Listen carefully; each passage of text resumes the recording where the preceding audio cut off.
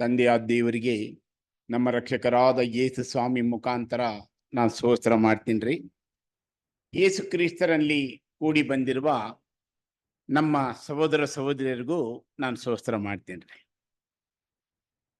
ಈ ದಿನ ನಾವೊಂದು ಚಿಕ್ಕ ಪಾಠವನ್ನು ನೋಡನ್ರಿ. ನಾನು ಪಾಠಕ್ಕೆ ಹೋಗೋಕ್ಕಿಂತ ಮುಂಚೆ ಒಂದು ಮಾತು ಹೇಳಿ ಪಾಠಕ್ಕೆ ಹೋಗ್ತೀನಿ ರೀ. ದೇವರು ತನ್ನ ಕುಮಾರನ ರಕ್ತದಿಂದ ಪರ್ಚೇಸ್ ಮಾಡಿದಂಥ ಈ ದೇವರ ಮಕ್ಕಳ ಮುಂದೆ ಖಂಡಿತವಾಗಿ ನನ್ನಂತವನು ಇಂಥ ಮಾತುಗಳನ್ನ ಆಡೋದಕ್ಕೆ ಯಾವ ಯೋಗ್ಯತೆಯೂ ಇಲ್ಲ ರೀ. ಆದರೂ ದೇವ್ರ ಕೃಪೆ, ಸಭೆ ಹಿರಿಯ ಅಣ್ಣಂದಿರು ಮಾಡಿಕೊಡಂಥ ಒಂದು ಅವಕಾಶ, ಭಯ ಭಕ್ತಿಯಿಂದ ಧೈರ್ಯದಿಂದ ಎರಡು ಮಾತಾಡ್ತೀನಿ ರೀ. ಇವತ್ತಿನ ಪಾಠದ ಹೆಸರು ಏನಪ್ಪಾ ಅಂದ್ರೆ, ದೇವರ ಪ್ರಿಯರಾದ ಮಕ್ಕಳು ಆಗೋರ್ಗ್ ಮಾತ್ರ ದೇವರು ಹೇಳುವ ಎಚ್ಚರಿಕೆಯ ಮಾತ್ರಿ. ಇವತ್ತು ನಾನು ಪಾಠ ಮಾಡ್ಕೊಂಬಂದು ಇಲ್ಲಿ ಪಾಠ ಮಾಡ್ಬೇಕಂದಿದ್ದೇ ಬೇರೆ ರೀ. ಖಂಡಿತ ಯಾವತ್ತು ನಾನು ನಿಮ್ಮಂಥವ್ರ ಮುಂದೆ ಏನೋ ಒಂದು ಹೇಳಕ್ ಹೋಗಲ್ಲ ರೀ. ನನಗೆ ಯಾವಾಗಲೂ ಅಣ್ಣಂದಿರು 15 ದಿವಸ 1 ತಿಂಗಳು 2 ತಿಂಗಳು ಮುಂಚೆ ಹೇಳಿದಾಗ ಭಾಳ ಚೆನ್ನಾಗಿ ಮಾಡಿಕೊಂಡು ಕೆಲವು ಪೇಪರ್ನೇ ನೋಡದೆ ಹಂಗೆ ಕೆಲವ್ರನ್ನ ಗಟ್ ಮಾಡ್ಕೊಂಡಿರ್ತೀನಿ. ಇವತ್ತೇನಾಗೋಯ್ತು ಅಂದರೆ, ಬೆಳಿಗ್ಗೆ ರಾಜು ಅಣ್ಣ ಅವರು ತಾವರೆಕೆರೆಯಲ್ಲಿ ಒಂದು ಪಾಠ ಮಾಡಿಸಿದ್ರು ನನ್ನ ಕೈನಲ್ಲಿ. ಭಾಳ ನನ್ನ ಯೋಗ್ಯತೆಗೆ ಅನುಸಾರವಾಗಿ ಚೆನ್ನಾಗಿ ಮಾಡಿದೆ.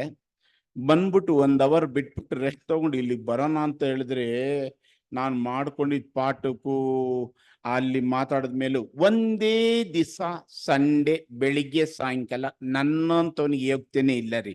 ಇವತ್ತೇ ಫಸ್ಟ್ ಟೈಮ್ ನನಗೆ ಗೊತ್ತಾಗಿದ್ದು. ಅದಕ್ಕೆ ನಾನೇನು ಮಾಡಿಬಿಟ್ಟೆ, ಆ ಪಾಠನ ಹಂಗೆ ಎತ್ತಿ ಸೈಡಲ್ಲಿ ಇಕ್ಬಿಟ್ಟೆ. ಯಾಕಂದರೆ ಇಂಥ ಮಕ್ಕಳ ಮುಂದೆ ಏನೂ ಮಾತಾಡೋಕ್ಕಾಗಲ್ಲ ಅಂದ್ಬಿಟ್ಟು. ಆಮೇಲೆ ಕೆಲವು ಟೈಮಲ್ಲಿ ನಾನು ಹೋಗ್ತಾ ಹೋಗ್ತಾ ಎಲ್ಲಾನು ಊರುಗಳಿಗೆ ಹೋಗುವಾಗ ಹಂಗೆ ನನಗೆ ಸಮಯ ಇರ್ತದೆ. ಬೆಳಿಗ್ಗೆಯಿಂದ ಸಾಯಂಕಾಲವರೆಗೂ ಪ್ರಯಾಣ ಮಾಡೋದಕ್ಕೋಸ್ಕರ ಹೋಗುವಾಗ ಒಂದು 10-15 ವಚನ ಬರ್ಕೊಂಡು ಅದನ್ನೇ ಯಾವಾಗಲೂ ಚೆಕ್ ಅಂತ ಒಂದು ಪಾಠ ಮಾಡ್ತಿರ್ರಿ. ಅಂಥದ್ದೇ ಇವತ್ತು ಮಾಡ್ತೀನಿ. ಯಾಕಂದರೆ ನಾನು ಮಾಡ್ಕೊಂಬಂದಿದ್ದ ಪಾಠ ಇನ್ನೊಂದು ದಿವಸ ಮಾಡ್ತೀನಿ ರೀ. ಬೆಳಿಗ್ಗೆ ಮಾಡಿ ತಿರ್ಗಾ ಸಾಯಂಕಾಲ ಮಾಡುವಾಗ ಯಾಕೋ ಇದೊಂದು ಮಾತ್ರ ಭಾಳ ತೊಂದರೆ ಆಯಿತು. ಕ್ಷಮೆಪಣೆ ಬೇಡ್ತೀನಿ. ಆವಾಗ ಈ ಮಾತುಗಳಲ್ಲಿ ಏನಾನು ತಪ್ಪಿದ್ರೆ ದೇವರು ಕ್ಷಮಿಸಲಿ. ನೀವು ಕೂಡ ನಾಳೆ ಓಟ ಮುಗಿಸಿ ದೇವ್ರ ಮಕ್ಕಳಾಗಿ ಅಮರತ್ವ ಪಡೆದು ದೇವ್ರ ಮಕ್ಕಳು ದೇವರಾಗೋರು ನೀವು ನನ್ನನ್ನು ಕ್ಷಮಿಸ್ರಿ. ಇವತ್ತು ನಾವೊಂದು ಚಿಕ್ಕ ಪಾಠವನ್ನು ನೋಡನ್ರಿ. ನಾನು ಪಾಠಕ್ಕೆ ಅಂತ ಆರಿಸ್ಕೊಂಡಿರೋ ವಚನ ಇಬ್ರಿಯ 4ನೇ ಅಧ್ಯಾಯ 16ನೇ ವಚನ ಓದ್ರಮ್ಮ. ಆದುದರಿಂದ ನಾವು ಕರುಣೆಯನ್ನು ಹೊಂದುವಂತೆಯೂ ಆತನ ದಯೆಯಿಂದ ಸಮಯೋಚಿತವಾದ ಸಹಾಯವು ನಮಗೆ ದೊರೆಯುವಂತೆಯೂ ಧೈರ್ಯದಿಂದ ಕೃಪಾಸನದ ಮುಂದೆ ಬರೋಣ. ಓಕೆ, ಇವಾಗ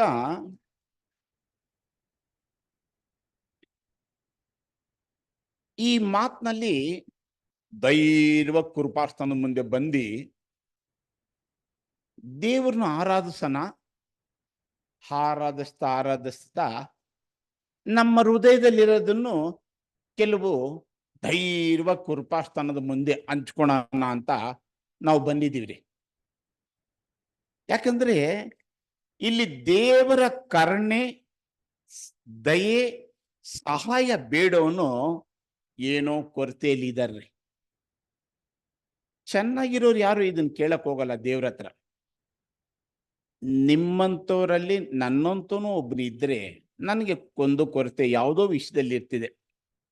ಅದಕ್ಕೆ ನಾನು ದೇವ್ರ ಹತ್ರ ಹೋಗಿ ನನ್ನ ಮನಸ್ಸಲ್ಲಿರೋದು ಏನಿದೆಯೋ ಅದು ನಾನು ದೇವ್ರ ಹತ್ರ ಬೇಡಿ ನಾ ಪಡಿಬೇಕಂತ ನನಗೆ ಯಾವಾಗಲೂ ಆಸೆ. ಯಾಕಂದರೆ ನಾನು ಕೆಲಸ ಮಾಡಿ 40 ವರ್ಷ ಆಯಿತು. ಹಿಂಗೆ ಮಾತುಕತೆ ಇವ್ರ ಕಾಲಲ್ಲಿ ಎಳಿದ ಕೈನಲ್ಲಿ ಮಾಡಿಬಿಟ್ಟು ನಾನು ಜೀವನ ಮಾಡ್ತಾ ಇದ್ದೀನಿ. ಯಾಕಂದರೆ ನಾನು ಮನುಷ್ಯರ ಮೇಲೆ ಯಾಕೆ ಒಂದು ಭರವಸೆ ಇಟ್ಟು ಅವ್ರ ಹತ್ರ ಏನಕ್ಕೆ ಏನಾನೋ ಕಷ್ಟ ಸುಖ ಹೇಳ್ಕೊಂಡು ಹೇಳಲ್ಲ ಅಂದರೆ, ಸ್ವಾಮಿ ಹೇಳ್ತಾರೆ,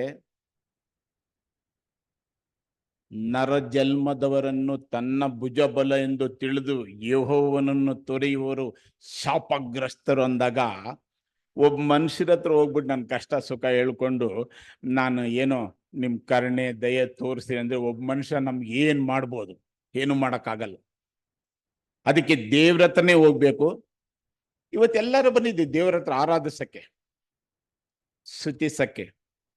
ಅದರಲ್ಲಿ ನನ್ನಂತವನು ಕೂಡ ಏನೋ ಒಂದು, ದೇವ್ರೇ ನೀವು ನನಗೆ ಕರುಣೆ ತೋರಿಸ್ಬೇಕು, ನನಗೆ ಸಹಾಯ ಮಾಡಬೇಕು, ನಮ್ಗೆ ನಿನ್ ದಯ ಬಹಳ ಮುಖ್ಯ ಅನ್ನೋಗ ಕೃಪಾಸ್ತನದ ಮುಂದೆ ಬನ್ರಿ ಅಂತಾರೆ. ಒಂದು ಕಾಲದಲ್ಲಿ ಕೃಪಾಸ್ತನ ದೇವದರ್ಶನ ಗುಡಾರದಲ್ಲಿ ಮಹಾಪರಿಶುದ್ಧವಾದ ಸ್ಥಳದಲ್ಲಿತ್ತು. ಮತ್ತೆ ಅಂಗಳದಲ್ಲಿ ಬಲಿಪೀಠದ ಹತ್ರ ಇತ್ತು. ಅಂತ ಕೃಪಾಸ್ತನದಲ್ಲಿ ಹೋಗ್ತಾ ಇದ್ರು, ಅವರು ಪ್ರಾರ್ಥನೆಗಳು ಮಾಡ್ಕೊಂತ ಇದ್ರು. ಇವತ್ತು ಈ ವಚನದ ಪ್ರಕಾರ ನಾನು ಕೃಪಾಸ್ತನದ ಮುಂದೆ ಧೈರ್ಯವಾಗಿ ಬಂದು ನನ್ನ ಕೊಂದು ಕೊರತೆನ ದೇವ್ರ ಹತ್ರ ಹೇಳಿ ಅದರಿಂದ ಪರಿಹಾರ ಒಂದಕ್ಕೆ ನಾನು ಎಲ್ಲಿ ಹೋಗ್ಬೇಕ್ರಿ? ಕೃಪಾಸ್ತನ ನನಗೆ ಎಲ್ರಿ? ನಮಗೆ ಕೃಪಾಸ್ತನ ಯಾರು ಅಂತ ಕೇಳಿಲ್ಲ. ನನಗೆ ಕೃಪಾಸ್ತನದ ಮುಂದೆ ಧೈರ್ಯವಾಗಿ ಬನ್ನಿ ಅಂದಾಗ ಆ ಕೃಪಾಸ್ತನ ಎಲ್ಲಿದೆ ಅಂತ ಕೇಳಿದೆ. ದೇವರಲ್ಲಿ ಹೇಳ್ತಾರೆ ಸ್ವಾಮಿ, ಆಕಾಶ ನನ್ನ ಸಿಂಹಾಸನ, ಭೂಮಿ ನನ್ನ ಪಾದಪೀಠ. ನೀನ್ ಎಲ್ಲಿ ಮೊಣಕಾಲು ಹಾಕ್ತಿ ಅದೇ ನನ್ನ ಕೃಪಾಸ್ತನ. ಆಲಯ ಅನ್ಬಿಟ್ರೆ ಕಲ್ಲಲ್ಲಿ, ಮಣ್ಣಲ್ಲಿ, ಮರದಲ್ಲಿ ಕಟ್ಟಿದೆಲ್ಲ ಆಲಯ ಅಲ್ಲ. ಯಾಕಂದ್ರೆ ಆ ಆಲಯ ನೀವೇ ಅಂದಾಗ ಆ ಸ್ವಾಮಿ ಪಾದ ಹತ್ರ ಬಂದು ನಾವು ಮೊಣಕಾಲು ಹಾಕಿ ನಮ್ಮ ಕೊಂದು ಕೊರತೆಯನ್ನು ಹೇಳ್ಕೊಂಡಾಗ ಅವ್ರು ಖಂಡಿತ ಕರುಣೆ ದಯೆ ಸಹಾಯ ಮಾಡ್ತಾರೆ. ಆದರೆ ಸ್ವಾಮಿ ನಾನು ಬೇಡಿದಕ್ಕೆ ಸ್ವಾಮಿ ಒಂದು ಮಾತು ಹೇಳ್ತಾರೆ, ನೋಡಯ್ಯ, ನಿನ್ನ ರೋಮ ರೋಮ ನನಗೆ ಗೊತ್ತು, ನಿನ್ನ ಸೃಷ್ಟಿ ಮಾಡಿದ್ ನಾನು, ನಿನಗೇನ್ ಬೇಕಂತ ನನಗೆ ಗೊತ್ತು. ನಾನು ಮಾಡಿರೋ ವಿಷಯಗಳನ್ನ ನಿನಗೆ ಅರ್ಥ ಆಗಿದ್ರೆ, ನೀನ್ ಅದನ್ನ ಚೆನ್ನಾಗಿ ತಿಳ್ಕೊಂಡಿದ್ರೆ ನೀ ಖಂಡಿತ ಕೇಳೋದಿಲ್ಲ ನೀನು. ಯಾಕಂದ್ರೆ ಒಂದು ಸಲ ನೀನ್ ಲೋಕದ ಪಾಲಕ್ ಸತ್ತು ಹೊಸ ಸೃಷ್ಟಿಯಾಗಿ ದೇವರಿಗೋಸ್ಕರ ಜೀವಿಸ್ತೀನಿ, ಇನ್ನು ಮೇಲೆ ನಾನು ನೀತಿ ಕೃತ್ಯಗಳನ್ನು ಮಾಡ್ತೀನಿ ಅಂದಾಗ ನೀನ್ ಪುನಃ ಏನೋ ನಿಂದು ಪ್ರಾಬ್ಲಮ್ ತೊಗೊಂಬಂದು ಹೇಳ್ತಿ ಅಂದ್ರೆ ನೀನ್ ಲೋಕದ ಪಾಲಕ್ ಸತ್ತಿಲ್ಲ, ನೀನ್ ನನ್ನನ್ನು ಧರಿಸ್ಕೊಂಡಿಲ್ಲ, ನನ್ನ ಹೆಜ್ಜೆ ಜಾಡಿನಲ್ಲಿ ನಡೀತಾ ಇಲ್ಲ, ನನ್ನನ್ನು ನಿನ್ನ ಸರಿಯಾಗಿ ಅರ್ಥ ಮಾಡ್ಕೊಳ್ದೆ ಹೋಗಿರೋ ಕಾರಣ ನೀನು ನನ್ನ ಹತ್ರ ಪುನಃ ಏನೋ ಬೇಡಕ್ ಬಂದಿದೆ. ಯಾಕಂದ್ರೆ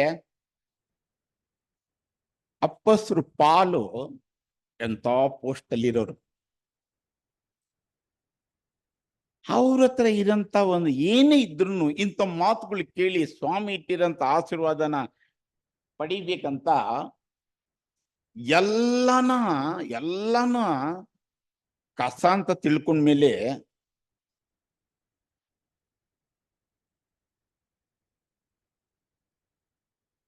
ಎಲ್ಲಾನು ಕಸ ಅಂತ ತಿಳ್ಕೊಂಡ್ಮೇಲೆ ನಾನೇನ್ ತಿಳ್ಕೊಂಡು ಹೆಂಗ್ ನಡೀತಾ ಇದ್ದೀನೋ ಅದು ನೀನ್ ಕೇಳ್ತಾ ಇದೀಯ, ನೋಡ್ತಾ ಇದೀಯ, ಅದೇ ಹೋರಾಟ ನಿನಗೂ ಇದೆ. ನೀನು ಕೂಡ ಯೇಸು ಸ್ವಾಮಿ ಹೆಜ್ಜೆನಲ್ಲಿ ನನ್ನ ತರನೇ ನಡಿಬೇಕಂತ ಅಪೊಸ್ತಲರು ಪಾಲ್ ಹೇಳ್ತಾರೆ. ನನ್ನ ನೀನು ಅನುಸರಿಸು, ನನಗಿರೋ ಹೋರಾಟ ಅದೇ ಹೋರಾಟ ನಿನಗೂ ಇದೆ ಅಂದಾಗ ನಿಜವಾಗ್ಲೂ ನಾವು ಸತ್ಯವೇದ ವಿದ್ಯಾರ್ಥಿಯಾಗಿ ಅಂತ ಮೈಂಡ್ ಅಲ್ಲಿ ನಾವು ಅರ್ಥ ಮಾಡ್ಕೊಂಡಿದ್ರೆ, ಒಂದ್ಸಲ ಸ್ವಾಮಿ ಹೆಸರಿನಲ್ಲಿ ನಾವು ಲೋಕದ ಪಾಲಕ್ ಸತ್ರೆ ಇದ್ರಲ್ಲಿ ಏನಾದ್ರೂ ಕೂಡ ದೇವ್ರ ಹತ್ರ ಬಂದು ಬೇಡದಾದ್ರೆ ಅವ್ರನ್ನ ಅರ್ಥ ಮಾಡ್ಕೊಂಡು ಅವ್ರನ್ನ ಇನ್ಸಲ್ಟ್ ಮಾಡ್ದಂಗ್ರಿ. ಯಾಕಂದ್ರೆ ನೀನ್ ಜಲ್ದಿ ಸಾಯಯ್ಯ, ನೀನ್ ಓಟ ಮುಗಿಸು, ಬಾ ಜಲ್ದಿ. ನೋಡಿ ಇಸ್ರೇಲಲ್ಲಿ ಬೆಂಕಿಯಲ್ಲಿ ಸುಟ್ಟೋಗ್ತಾ ಇದಾರೆ, ಕೈ ಕಾಲು ಪೀಸ್ ಪೀಸ್ ಆಗ್ತಾ ಇದೆ, ಏನೇನು ಹೆಂಗ್ ನಡೀತಾ ಇದೆ ಅಂತ ನಿಮ್ಗೆ ಗೊತ್ತಿದ್ಯಾ? ಅಂಥದ್ರಲ್ಲಿ ಒಂದು ಏನಾನ ಒಂದು ಇಲ್ಲಿ ಸಭೆಯಲ್ಲಿರೋ ಮಕ್ಕಳು ಕಂಪ್ಲೀಟ್ ಆಗ್ಬಿಟ್ರೆ ಅಲ್ಲಿ ಏನ್ ನಡೀತಿದೆ ಅವತ್ತೇನಾನ ನೀನು ಉಳ್ಕೊಂಡಿದ್ರೆ ಅವ್ರಿಗೇನಾಗುತ್ತೆ ಅದು ನಿನಗೂ ಆಗುತ್ತೆ. ಅದಕ್ಕೋಸ್ಕರ ಬೇಗ ಬರ ಅಂದ್ರೆ ಬೇಗ ಸಾಯಯ್ಯ ಅಂತ. ಬೇಗ ಸಾಯಯ್ಯ ಅಂದ್ರೆ ತಿರ್ಗಿ ಎಲ್ಲಿಂದ ಇನ್ನೊಂದ್ಸಲ ಸಾಯಕ್ಕಾಗ್ತದೆ. ಆಲ್ರೆಡಿ ನಾನು ಸತ್ತೋಗಿದ್ದೆನಲ್ಲ ಅಧ್ಯಕ್ಷ ಸ್ಥಾನದಲ್ಲಿ. ಹೌದಲ್ವಾ? ದೀಕ್ಷಾ ಸ್ಥಾನದಲ್ಲಿ ಸತ್ತು ನನ್ನ ಬಾಡಿನ ತಗೊಂಡು ಸಿಲುಬೆಲ್ ಹೊಡೆದ್ಬಿಟ್ಟು ಇನ್ನು ಉಳಿದಿರೋ ಜೀವನ ಹೊಸ ಸೃಷ್ಟಿಯಾಗಿ ಜೀವಿಸ್ತೀನಿ. ಯೇಸು ಸ್ವಾಮಿ ನನ್ಗೆ ಏನೆಲ್ಲ ಉಪಕಾರ ಮಾಡಿದ್ರು ಅವ್ರ ಹೆಜ್ಜೆ ಜಾಡಿಯಲ್ಲಿ ನಡೆಯೋದಕ್ಕೆ ಅವ್ರಿಗೋಸ್ಕರ ಜೀವಿಸ್ತೀನಿ ಅಂತ ಒಂದು ಜೀವನ ನೀತಿವಂತನಂತ ನಿರ್ಣಯಿಸ್ತಾರೆ. ಅಂತ ನೀತಿಯನ್ನು ಅನುಸರಿಸ್ಬೇಕಲ್ಲ ಅನ್ನೋವಾಗ ಅವ್ರು ಹೇಳ್ತಾರೆ, ಆದ್ರೂ ಕೂಡ ನೀ ಬಂದಿದ್ಯಾ, ಏನೋ ಒಂದು ಸಹಾಯ ಕರುಣೆ ನನ್ನಿಂದ ಎದುರು ನೋಡ್ತೀಯ, ನಿನ್ಗೇನ್ ಬೇಕಂತ ನನಗೆ ಗೊತ್ತು. ಆದ್ರೆ ನಿನಗೆ ಇನ್ನೊಂದ್ಸಲ ಹೇಳ್ತೀನಿ, ಸತ್ಯನ ತಿಳ್ಕೊ, ಸತ್ಯ ನಿನ್ನ ಬಿಡುಗಡೆ ಮಾಡ್ತಿದೆ. ನಾನ್ ಕೇಳಕ್ ಬಂದಿರೋದು ಏನಂತ ಸ್ವಾಮಿಗ್ ಗೊತ್ತು, ನನಗ್ ಗೊತ್ತು. ಅದನ್ನ ನೀ ಸತ್ಯ ತಿಳ್ಕೊ, ಸತ್ಯ ನಿನ್ನ ಬಿಡುಗಡೆ ಮಾಡ್ತಿದೆ ಅಂದ್ರೆ ಅದು ನೆರವೇರ್ತಿದೆ. ನಿನಗೇನ್ ಕರೆದಿರೋ ಉದ್ದೇಶ ಇಕ್ಕಿದ್ದೀನೋ ಅದನ್ನು ಕೂಡ ನೀ ಪಡೆಯೋದಕ್ಕೆ ನೀನ್ ತಿರ್ಗಾ ಸಿದ್ಧನಾಗ್ತೀಯ ಅಂತ. ಸತ್ಯನ ತಿಳ್ಕೊ, ಸತ್ಯ ನಿನ್ನ ಬಿಡುಗಡೆ ಮಾಡ್ತಿದೆ ಅಂತ ಯೋಹಾನ 8:32 ಹೇಳ್ತಾರೆ. ಸತ್ಯನ ತಿಳ್ಕೊಂಡ್ರೆ ಸತ್ಯ ನಮ್ಮನ್ನ ಏನ್ರಿಂದ ಬಿಡುಗಡೆ ಮಾಡ್ತಿದ್ರೆ? ಯಾವಾಗ ಇಲ್ಲಿ ನೀವು ಮಾತಾಡಲ್ವೋ, ನೀವು ಕೈ ಹಾಕ ಕೆಲಸ, ನೀವು ಮಾಡೋ ಆಲೋಚನೆ, ನೀವು ಸ್ಥಾನಮಾನಗಳು ಆಚೆ ಏನನ್ನ ಪಡಿಬೇಕಂದ್ರೆ ದೇವ್ರ ಮುಂದೆ ನೀವು ಮಾತಾಡ್ಲಿಲ್ಲ ಅಂದ್ರೆ ದೇವ್ರು ನಿಮ್ನ ಅವ್ರ ಮುಂದೆ ಯಾವ ಗೌರವನೂ ಕೊಡ್ಸಲ್ಲ. ಯಾಕಂದ್ರೆ ನೀವು, ಅಣ್ಣ ಹೇಳ್ತಾ ಇದ್ರು ಪಾರ್ಥಣ್ಣ ಅವರು, 800ರಿಂದ 850 ಕೋಟಿ ಜನದಲ್ಲಿ ಒಂದು 5,000ದಿಂದ 10,000 ಜನ ವರ್ಲ್ಡ್ ಅಲ್ಲಿ ಬೈಬಲ್ ಸ್ಟೂಡೆಂಟ್ ಇದ್ರೆ ಲಕ್ಷಾಂತರ ಜನಕ್ಕೆ ನೀವು ಒಬ್ಬೊಬ್ರು ಅಂದಾಗ ಅಂತ ಒಬ್ರು ಹೋಗಿ ಪರಲೋಕದಲ್ಲಿ ಸಿಂಹಾಸನಲ್ಲಿ ಯೇಸು ಪಕ್ಕದಲ್ಲಿ ಕುತ್ಕೊಂಡು ಇಡೀ ಲೋಕಕ್ಕೆ ಒಂದು ದೇವ್ರ ಚಿತ್ತಕ್ಕನುಸಾರ ಮಕ್ಕಳನ್ನ ನಡೆಸೋರು, ಅಲ್ಪನು ಬಲಹೀನನು ಯಾವ ಗಣನೆಗೂ ಬರ್ದವನು ಒಂದು ಮಾತು ಕೇಳಿದ್ರೆ ನೀವು ಪಿನ್ ಡ್ರಾಪ್ ಸೈಲೆಂಟ್ ಆಗಿದ್ರೆ, ಅಥವಾ ಇದು ಲೋಡ್ ಇದೆಯಾ ಅಥವಾ ಏನಾನ ನಾವು ಹೇಳೋದಕ್ಕೆ ಸ್ವಲ್ಪ ಸಪೋರ್ಟ್ ಮಾಡದೇ ಇರೋ ಕಾರಣ ಏನಿರ್ಬೋದಂತ ನಾನು ತಿಳ್ಕೊಳಕ್ ಆಸೆ ಬೀಳ್ತೀನಿ. ಯಾವಾಗ್ಲೂ ಪ್ರೇಯರಲ್ಲಿ ಹೇಳ್ತಾರೆ, ತಂದೆ ಈ ದಿನ ನಿಮ್ಮ ದಾಸನ ಮುಖಾಂತರ ನೀವು ಮಾತಾಡಿ ನಮ್ಮನ್ನು ಎಚ್ಚರಿಸಿ ಬಲಪಡಿಸಿ ಒಂದು ಆತ್ಮಿಕವಾದ ಜೀವನ ನಡೆಸಲು ಅವ್ರ ಮುಖಾಂತರ ನೀವೇನ್ ಮಾತಾಡ್ತಿರೋ ಅದನ್ನ ನಾವು ಕೇಳಿ ಅದರಂತೆ ನಡಿಬೇಕಂದಾಗ ನಾವೆಲ್ಲ ಮಾತಾಡೋದು ನಮ್ಮ ಮುಖಾಂತರ ದೇವ್ರು ಮಾತಾಡ್ತಾ ಇರ್ತಾರೆ. ಇಲ್ಲಿ ಯಾರೇ ನಿಂತ್ಕೊಂಡು ಮಾತಾಡ್ತಾರೋ ಅವ್ರ ಮುಖಾಂತರ ದೇವ್ರು ದೇವ್ರ ಹತ್ರ ನೀವು ಮಾತಾಡ್ಲಿಲ್ಲ ಅಂದ್ರೆ ಇನ್ನೆಲ್ಲಿ ಮಾತಾಡ್ತೀರ? ಆತರ ಸುಮ್ಮನೆ ಕೇಳ್ದೆ ರೀ. ದೇವ್ರು ಹೇಳ್ತಾರೆ ಸತ್ಯನ ತಿಳ್ಕೊ, ಸತ್ಯ ನಿನ್ನನ್ನು ಬಿಡುಗಡೆ ಮಾಡ್ತಿದೆ ಅಂತಾರೆ. ನಾವು ಸತ್ಯ ತಿಳ್ಕೊಂಡ್ರೆ ಸತ್ಯ ನಮ್ಮನ್ನ ಏನ್ರಿಂದ ಬಿಡುಗಡೆ ಮಾಡ್ತಿದ್ರೆ? ಅಸತ್ಯ. ಅಸತ್ಯ ಅಂದ್ರೆ ಏನ್ರಿ? ಇಲ್ಲಿ ಏನ್ ಪರ್ಪಸ್ಗೆ ನಾನು ಬಂದಿದ್ದೀನೋ ನನ್ನ ಪ್ರಾಬ್ಲಮ್ ಸಾಲ್ವ್ ಮಾಡಿ ಅಂತ ಸತ್ಯನ ತಿಳ್ಕೊಂಡಾಗ ಆ ಸತ್ಯದಲ್ಲಿ ಸತ್ಯನ ತಿರಸ್ಕರಿಸಿ ಅನ್ಯಾಯನ ಅನುಸರಿಸಿ ದೇವ್ರ ಕೋಪಕ್ಕೆ ಗುರಿಯಾಗಿ ಅಂತ ಕಷ್ಟದಲ್ಲಿದೆಯಲ್ಲ ಅದರಿಂದ ಪರಿಹಾರ ಆಗ್ತೀಯ. ಪುನಃ ನೀನು ಅಲ್ಲಿ ಹೋಗಿ ಸೇರೋದಿಕ್ಕೆ ಪುನಃ ಟ್ರೈ ಮಾಡ್ತೀಯ, ಅದರಿಂದನೂ ಬಿಡುಗಡೆ ಆಗ್ತೀಯ. ಓಹೋ, ದೇವ್ರು ಈ ತರ ಸೀಕ್ರೆಟ್ ಇಟ್ಟಿದಾರಲ್ಲಪ್ಪ, ಬಹಳ ಸಂತೋಷ. ಇಲ್ಲಿರೋ ಮಕ್ಕಳು ಸತ್ಯವೇದ ವಿದ್ಯಾರ್ಥಿ ಅಂದ್ಮೇಲೆ ಅಸತ್ಯ ಎಲ್ಲೋ ಹೋಗ್ಬಿಟ್ಟು ಡಿನಾಮಿನೇಷನಲ್ಲಿಗಳಲ್ಲಿ ನಾವು ಕೇಳಕ್ಕೆ ಅಸತ್ಯದಿಂದ ಬಿಡುಗಡೆ ಮಾಡೋದಲ್ಲ, ಆಲ್ರೆಡಿ ಮಾಡಾಯ್ತು. ಪುನಃ ನೀನು ಮಾಡಬೇಡ ಅಂದಿದ್ದೇನ ಮಾಡಿ ದೇವ್ರ ಕೋಪಕ್ಕೆ ಗುರಿಯಾಗಿ ಏನನ್ನ ಕಷ್ಟ ಸಂಕಟದಲ್ಲಿ ತಂದ್ಕೊಂಡಿದ್ರೆ ನೀ ಪಶ್ಚಾತ್ತಾಪ ಪಟ್ಟು ಪುನಃ ದೇವ್ರ ಕಡೆ ತಿಳ್ಕೊಂಡು ಆ ಸತ್ಯನ ತಿಳ್ಕೊಂಡು ಅದರಂತೆ ನಡೆಯೋದಾದ್ರೆ ಅದರಲ್ಲಿ ಏನ್ ನಿನಗೆ ನಾನು ಅನುಮತಿಸಿದ್ನೋ ಒಂದು ವೇಳೆ ನಿನ್ ಮೇಲೆ ಕರುಣೆ ತೋರಿಸ್ತೀನಿ, ಕೃಪೆ ತೋರಿಸ್ತೀನಿ, ನಿನಗೆ ಸಹಾಯ ಮಾಡ್ತೀನಿ, ಅದರಿಂದ ಬಿಡುಗಡೆ ಮಾಡ್ತೀನಿ. ಎಲ್ಲರಿಗೂ ಇಲ್ಲ ರೀ. ಯಾರಿಗ್ ಮಾತ್ರ ಅಂದ್ರೆ ರೋಮ 2ನೇ ಅಧ್ಯಾಯ 8, 9. ಯಾಕಂದ್ರೆ ಕೆಲವರೆಲ್ಲ ಒಳ್ಳೆಯರಿದ್ದಾರೆ, ಕರೆಕ್ಟಾಗಿ ನಡೀತಾ ಇದ್ದಾರೆ, ಸತ್ಯದಲ್ಲಿ ನಡೀತಾ ಇದ್ದಾರೆ. ಅದರ ನಿಮಿತ್ತ ಏನೇ ಬಂದ್ರು ಸಹಿಸ್ಕೊಂಡು ದೇವ್ರ ಹತ್ರ ಹೇಳ್ದೆ ನಮ್ಮಪ್ಪ ಅನುಮತಿಸಿದ್ದಾರೆ, ಸಂತೋಷವಾಗಿ ಅಂಗೀಕರಿಸ್ತೀನಿ, ನಮ್ಮಪ್ಪಗೆ ಎಲ್ಲ ಗೊತ್ತು, ನಾನೇನು ಬೇಡಕ್ಕೆ ಹೋಗಲ್ಲ ಅಂತ ಹೇಳ್ಬಿಟ್ಟು ಕೆಲವ್ರು ಇರ್ತಾರೆ. ನನ್ನಂತ ವೀಕ್ನೆಸ್ ಇರೋನು ಕೇಳುವಾಗ ಏನ್ರಿಂದ ಬಿಡುಗಡೆ ಆಗ್ತೀರಾ ಅಂತ ಹೇಳಿದ್ರೆ ರೋಮ 2ನೇ ಅಧ್ಯಾಯ 8, 9 ಓದಮ್ಮ. ಯಾರು ಸ್ವೇಚ್ಛೆಯುಳ್ಳವರಾಗಿ ಸತ್ಯವನ್ನು ಅನುಸರಿಸದೆ ಅನ್ಯಾಯವನ್ನು ಅನುಸರಿಸುತ್ತಾರೋ ಅವರಿಗೆ ಕೋಪ ರೌದ್ರಗಳು ಬರುವವು. ಕೆಟ್ಟದ್ದನ್ನು ನಡೆಸುವ ಪ್ರತಿಯೊಬ್ಬ ನರಪ್ರಾಣಿಗೆ ಕಷ್ಟವೂ ಸಂಕಟವೂ ಬರುವವು. ಹಂಗೆ ಸತ್ಯನ ಅನುಸರಿಸದೆ ಅನ್ಯಾಯನ ಅನುಸರಿಸಿ ದೇವ್ರ ಕೋಪ ನನ್ನ ಮೇಲೆ ತರಿಸ್ಕೊಂಡು ಅಂತ ಕಷ್ಟ ಸಂಕಟಕ್ಕೆ ಒಳಪಟ್ಟಾಗ ಅದನ್ನ ತಿಳ್ಕೊಂಡು ಪಶ್ಚಾತ್ತಾಪ ಪಟ್ಟು ಕೃಪಾಸ್ತನದ ಮುಂದೆ ಧೈರ್ಯವಾಗಿ ಬಂದು ಪುನಃ ನಿನ್ ಕರುಣೆ ತೋರಿಸು ದೇವ್ರೆ, ನೀನ್ ನನಗೆ ಸಹಾಯ ಮಾಡಿ ತಂದೆ ಅನ್ನೋಗ ದೇವ್ರು ಸತ್ಯನ ತಿಳ್ಕೊ, ಸತ್ಯ ನಿನ್ನ ಬಿಡುಗಡೆ ಮಾಡ್ತೀವಿ. ಯಾವ್ದ್ರಿಂದ? ನೀ ಕೇಳಕ್ ಬಂದಿರೋ ವಿಷಯದಿಂದ ಇಂಥ ವಿಷಯಗಳನ್ನ ಹೇಳ್ತಾರೆ. ಯಾಕಂದ್ರೆ ಇಂಥ ಒಂದು ಅದ್ರೊಳಗಡೆ ಹೇಳಿದರೆ ಕಷ್ಟ ಸಂಕಟ ಹಿಂಸೆ ಯಾವಾಗ ಬರ್ತಿದೆ ಅಂತ ಹೇಳಿದ್ರೆ ದೇವ್ರ ಮಾತನ್ನ ತಿರಸ್ಕರಿಸಿ ತನ್ನಿಷ್ಟದಂತೆ ನಡೆಯೋಗ ಬರ್ತಿದೆ. ಎಲ್ಲರಿಗೂ ಅಲ್ಲ ರೀ, ಇಂಥ ಕೆಲಸ ಮಾಡೋರಿಗೆ ಮಾತ್ರ. ಎಲ್ಲರಿಗೂ ಹೆಂಗ್ ಬರ್ತಿದೆ ಅಂದ್ರೆ ಸ್ವಾಮಿ ಹೇಳ್ತಾರೆ, ನಾನು ಯಾರನ್ನ ಪ್ರೀತಿಸ್ತೀನಿ ಅವ್ರನ್ನ ಶಿಕ್ಷಿಸ್ತೀನಿ. ಆ ಶಿಕ್ಷೆ ಹೆಂಗಿರ್ತಿದೆ ಅಂದ್ರೆ ಅವರು ಕಂಪ್ಲೇಂಟೇ ಮಾಡಲ್ಲ, ದೇವ್ರ ಮುಂದೆ ಏನು ಹೇಳಲ್ಲ. ಇದನ್ನ ಸಹಿಸ್ಕೊಂಡು ನನ್ನ ಆತ್ಮಿಕವಾದ ಜೀವನ ನಿನಗೆ ಸಾಕ್ಷಿಯಾಗಿ ಮೆಚ್ಚುಗೆಯಾಗಿ ಇದನ್ನ ಕೈಗೊಂಡು ನಡೆಯಕ್ಕೆ ನೀನ್ ನನ್ನೊಂದಿಗೆ ಇದೆಯಾ, ಸೋಸ್ತ್ರ ತಂದೆ ಅಂದ್ಬಿಟ್ಟು ಅವ್ರು ಬಹಳ ಚೆನ್ನಾಗಿರ್ತಾರೆ.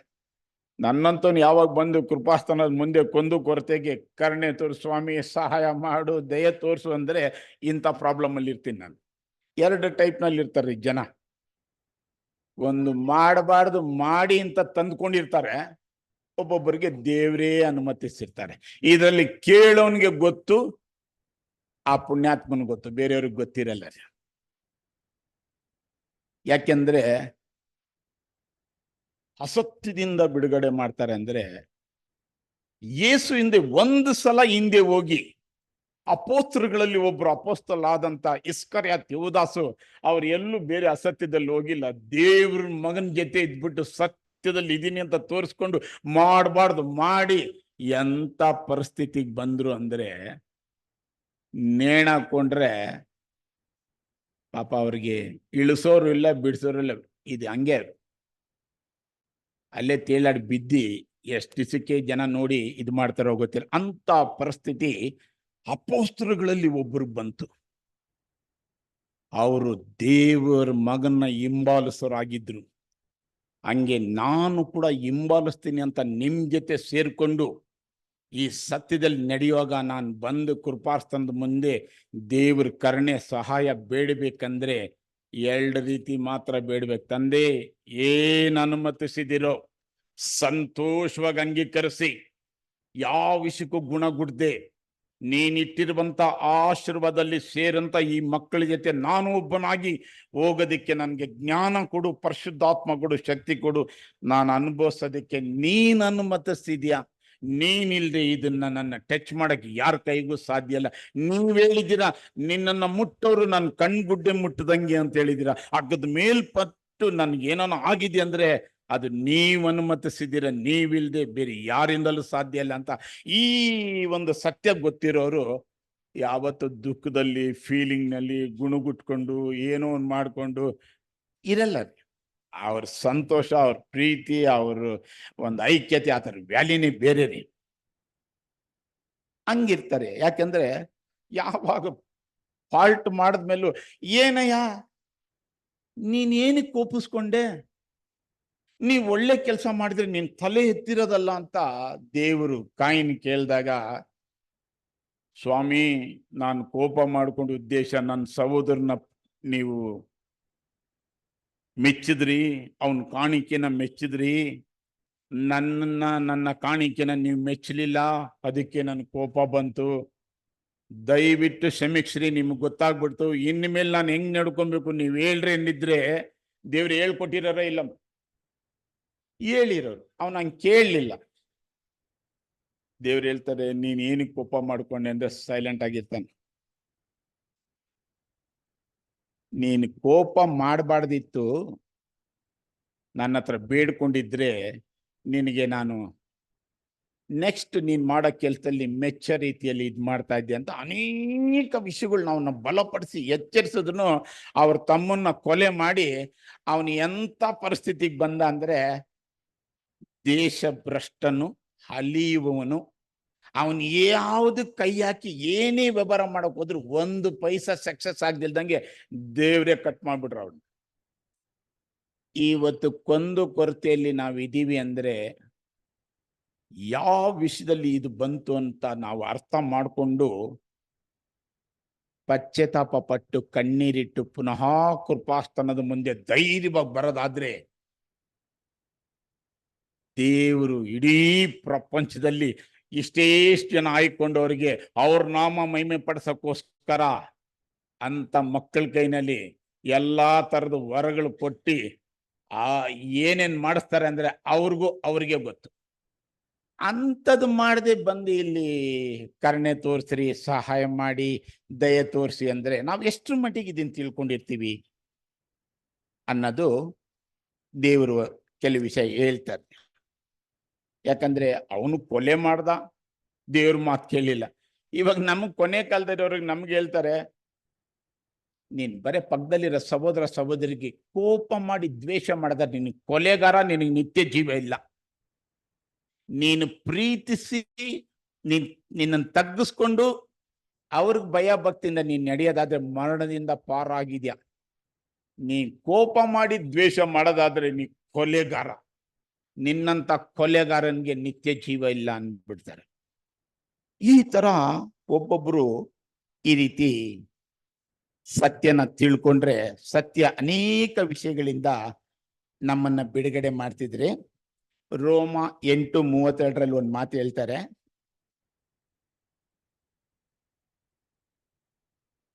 ಸ್ವಂತ ಮಗನನ್ನು ಉಳಿಸಿಕೊಳ್ಳದೆ ಆತನನ್ನು ನಮ್ಮೆಲ್ಲರಿಗೋಸ್ಕರ ಒಪ್ಪಿಸಿಕೊಟ್ಟನಲ್ಲ, ಮಗನನ್ನು ಕೊಟ್ಟ ಮೇಲೆ ಸಮಸ್ತವನ್ನು ನಮಗೆ ದಯಪಾಲಿಸದೆ ಇರುವನೇ. ನೋಡ್ರಿ, ಕೃಪಾಸ್ತನದ ಮುಂದೆ ಧೈರ್ಯವಾಗಿ ಬಂದವನಿಗೆ ಏನ್ ಕೇಳ್ತಾನ್ರಿ, ನಿಮ್ ಕರುಣೆ ತೋರಿಸ್ರಿ, ನಿಮ್ಮ ಸಹಾಯ ಮಾಡ್ರಿ, ದಯೆ ತೋರಿಸಿ ಅಂದಾಗ ಏನ್ರಲ್ಲಿ ಕೊರತೆ ಇದೆಯಾ ನೀನು? ಇವತ್ತಿದ್ದಿ ಬೆಳಿಗ್ಗೆ ಹೋಗೋದಿಕ್ಕೋಸ್ಕರ ನೀನು ಬಾಳ್ತಾ ಇದೀಯಾ? ನೀನು ಮುಂದೆ ಇಟ್ಟಿರಂತ ವಿಷಯ ನೀನು ಅರ್ಥ ಮಾಡ್ಕೊಂಡಿದ್ರೆ ನೀನ್ ದುಃಖ ಕಣ್ಣೀರು ಪಕ್ಕದಲ್ಲಿರೋನಿಗೆ ಗೊತ್ತಾಗ್ಬಾರ್ದು. ಅದು ನಿನ್ ಪರ್ಸ್ನಲ್, ಅದು ನನಗೆ ನಿನಗೆ ಸಂಬಂಧಪಡ. ಇದು ನಿನಗೆ ಅನುಮತಿಸಿದ್ದೀನಿ ಅಂದ್ರೆ ನನ್ನ ಕೃಪೆ ನಿನ್ ಮೇಲಿದೆ, ಅನುಮತಿಸಿದ್ದೀನಿ, ನೀನು ಅದನ್ನು ಅನುಭವಿಸ್ಲೇಬೇಕು. ನನ್ನ ಮಗ ನೀನು, ನಿನ್ನ ಪ್ರೀತಿಸ್ತೀನಿ, ನಾನು ಇಷ್ಟ ಬಂದಂಗೆ ಶಿಕ್ಷಿಸ್ತೀನಿ, ಗುಣಗುಟ್ಟು ಬೇಡ. ಯಾಕಂದ್ರೆ ನಂದೆಲ್ಲ ನಿಂದೆ ಅಂತ ಯೇಸುಗೆ ಹೇಳಿದ್ರೆ ಯೇಸು ನಮ್ಗೂ ಹೇಳೋರು. ಆ ಥರ ಅಂತನ್ನ ಪಡೆಯೋರು ಇಲ್ಲಿ ಬಂದು ಏನು ಊಟ ಮಾಡಬೇಕು, ಏನು ಒದ್ಕೊಬೇಕು, ಏನು ಅದು ಇದು ಅಂತ ಏನಾನ ಲೋಕದ ವಿಷಯದಲ್ಲಿ ನಾವೇನಾನ ಯೋಚನೆ ಮಾಡಿ ದೇವ್ರ ಹತ್ರ ಕರುಣೆ ಕೃಪೆ ಸಹಾಯ ದಯೆ ತೋರಿಸ್ರಿ ಅಂದ್ರೆ ದೇವ್ರು ನಿಜವಾಗ್ಲೂ ಅಂತವನಿಗೆ ನನ್ನ ಶಿಷ್ಯನಾಗಕ್ಕೆ ನನ್ನ ಒಂದು ಕೆಲ್ಸಕ್ಕೆ ಉಪಯೋಗಿಸ್ಕೊಳೋಣ ಅಂದ್ರೆ ನೀನ್ ತಡ್ಕೊಂತಾನೆ ಇಲ್ಲಲ್ಲಯ್ಯ, ಏನಯ್ಯ ನೀನು? ಅದಕ್ಕೆ ಹೇಳೋದು, ನನ್ನ ಮಗನ್ನ ನಿನಗೆ ಕೊಟ್ಟುಬಿಟ್ಟು ಅವನ ಬಲಿಲಿಂದ ನಿನ್ನ ರಕ್ತದಿಂದ ಪರ್ಚೇಸ್ ಮಾಡಿದಾಗ ನಿನಗೇನು ಕೊಡಲ್ಲ ನಾನು. ಕೊಡದೇ ಇರೋದಕ್ಕೆ ಕಾರಣ ನನ್ನ ಪರೀಕ್ಷೆ ನಡೀತಾ ಇರ್ತಿದೆ.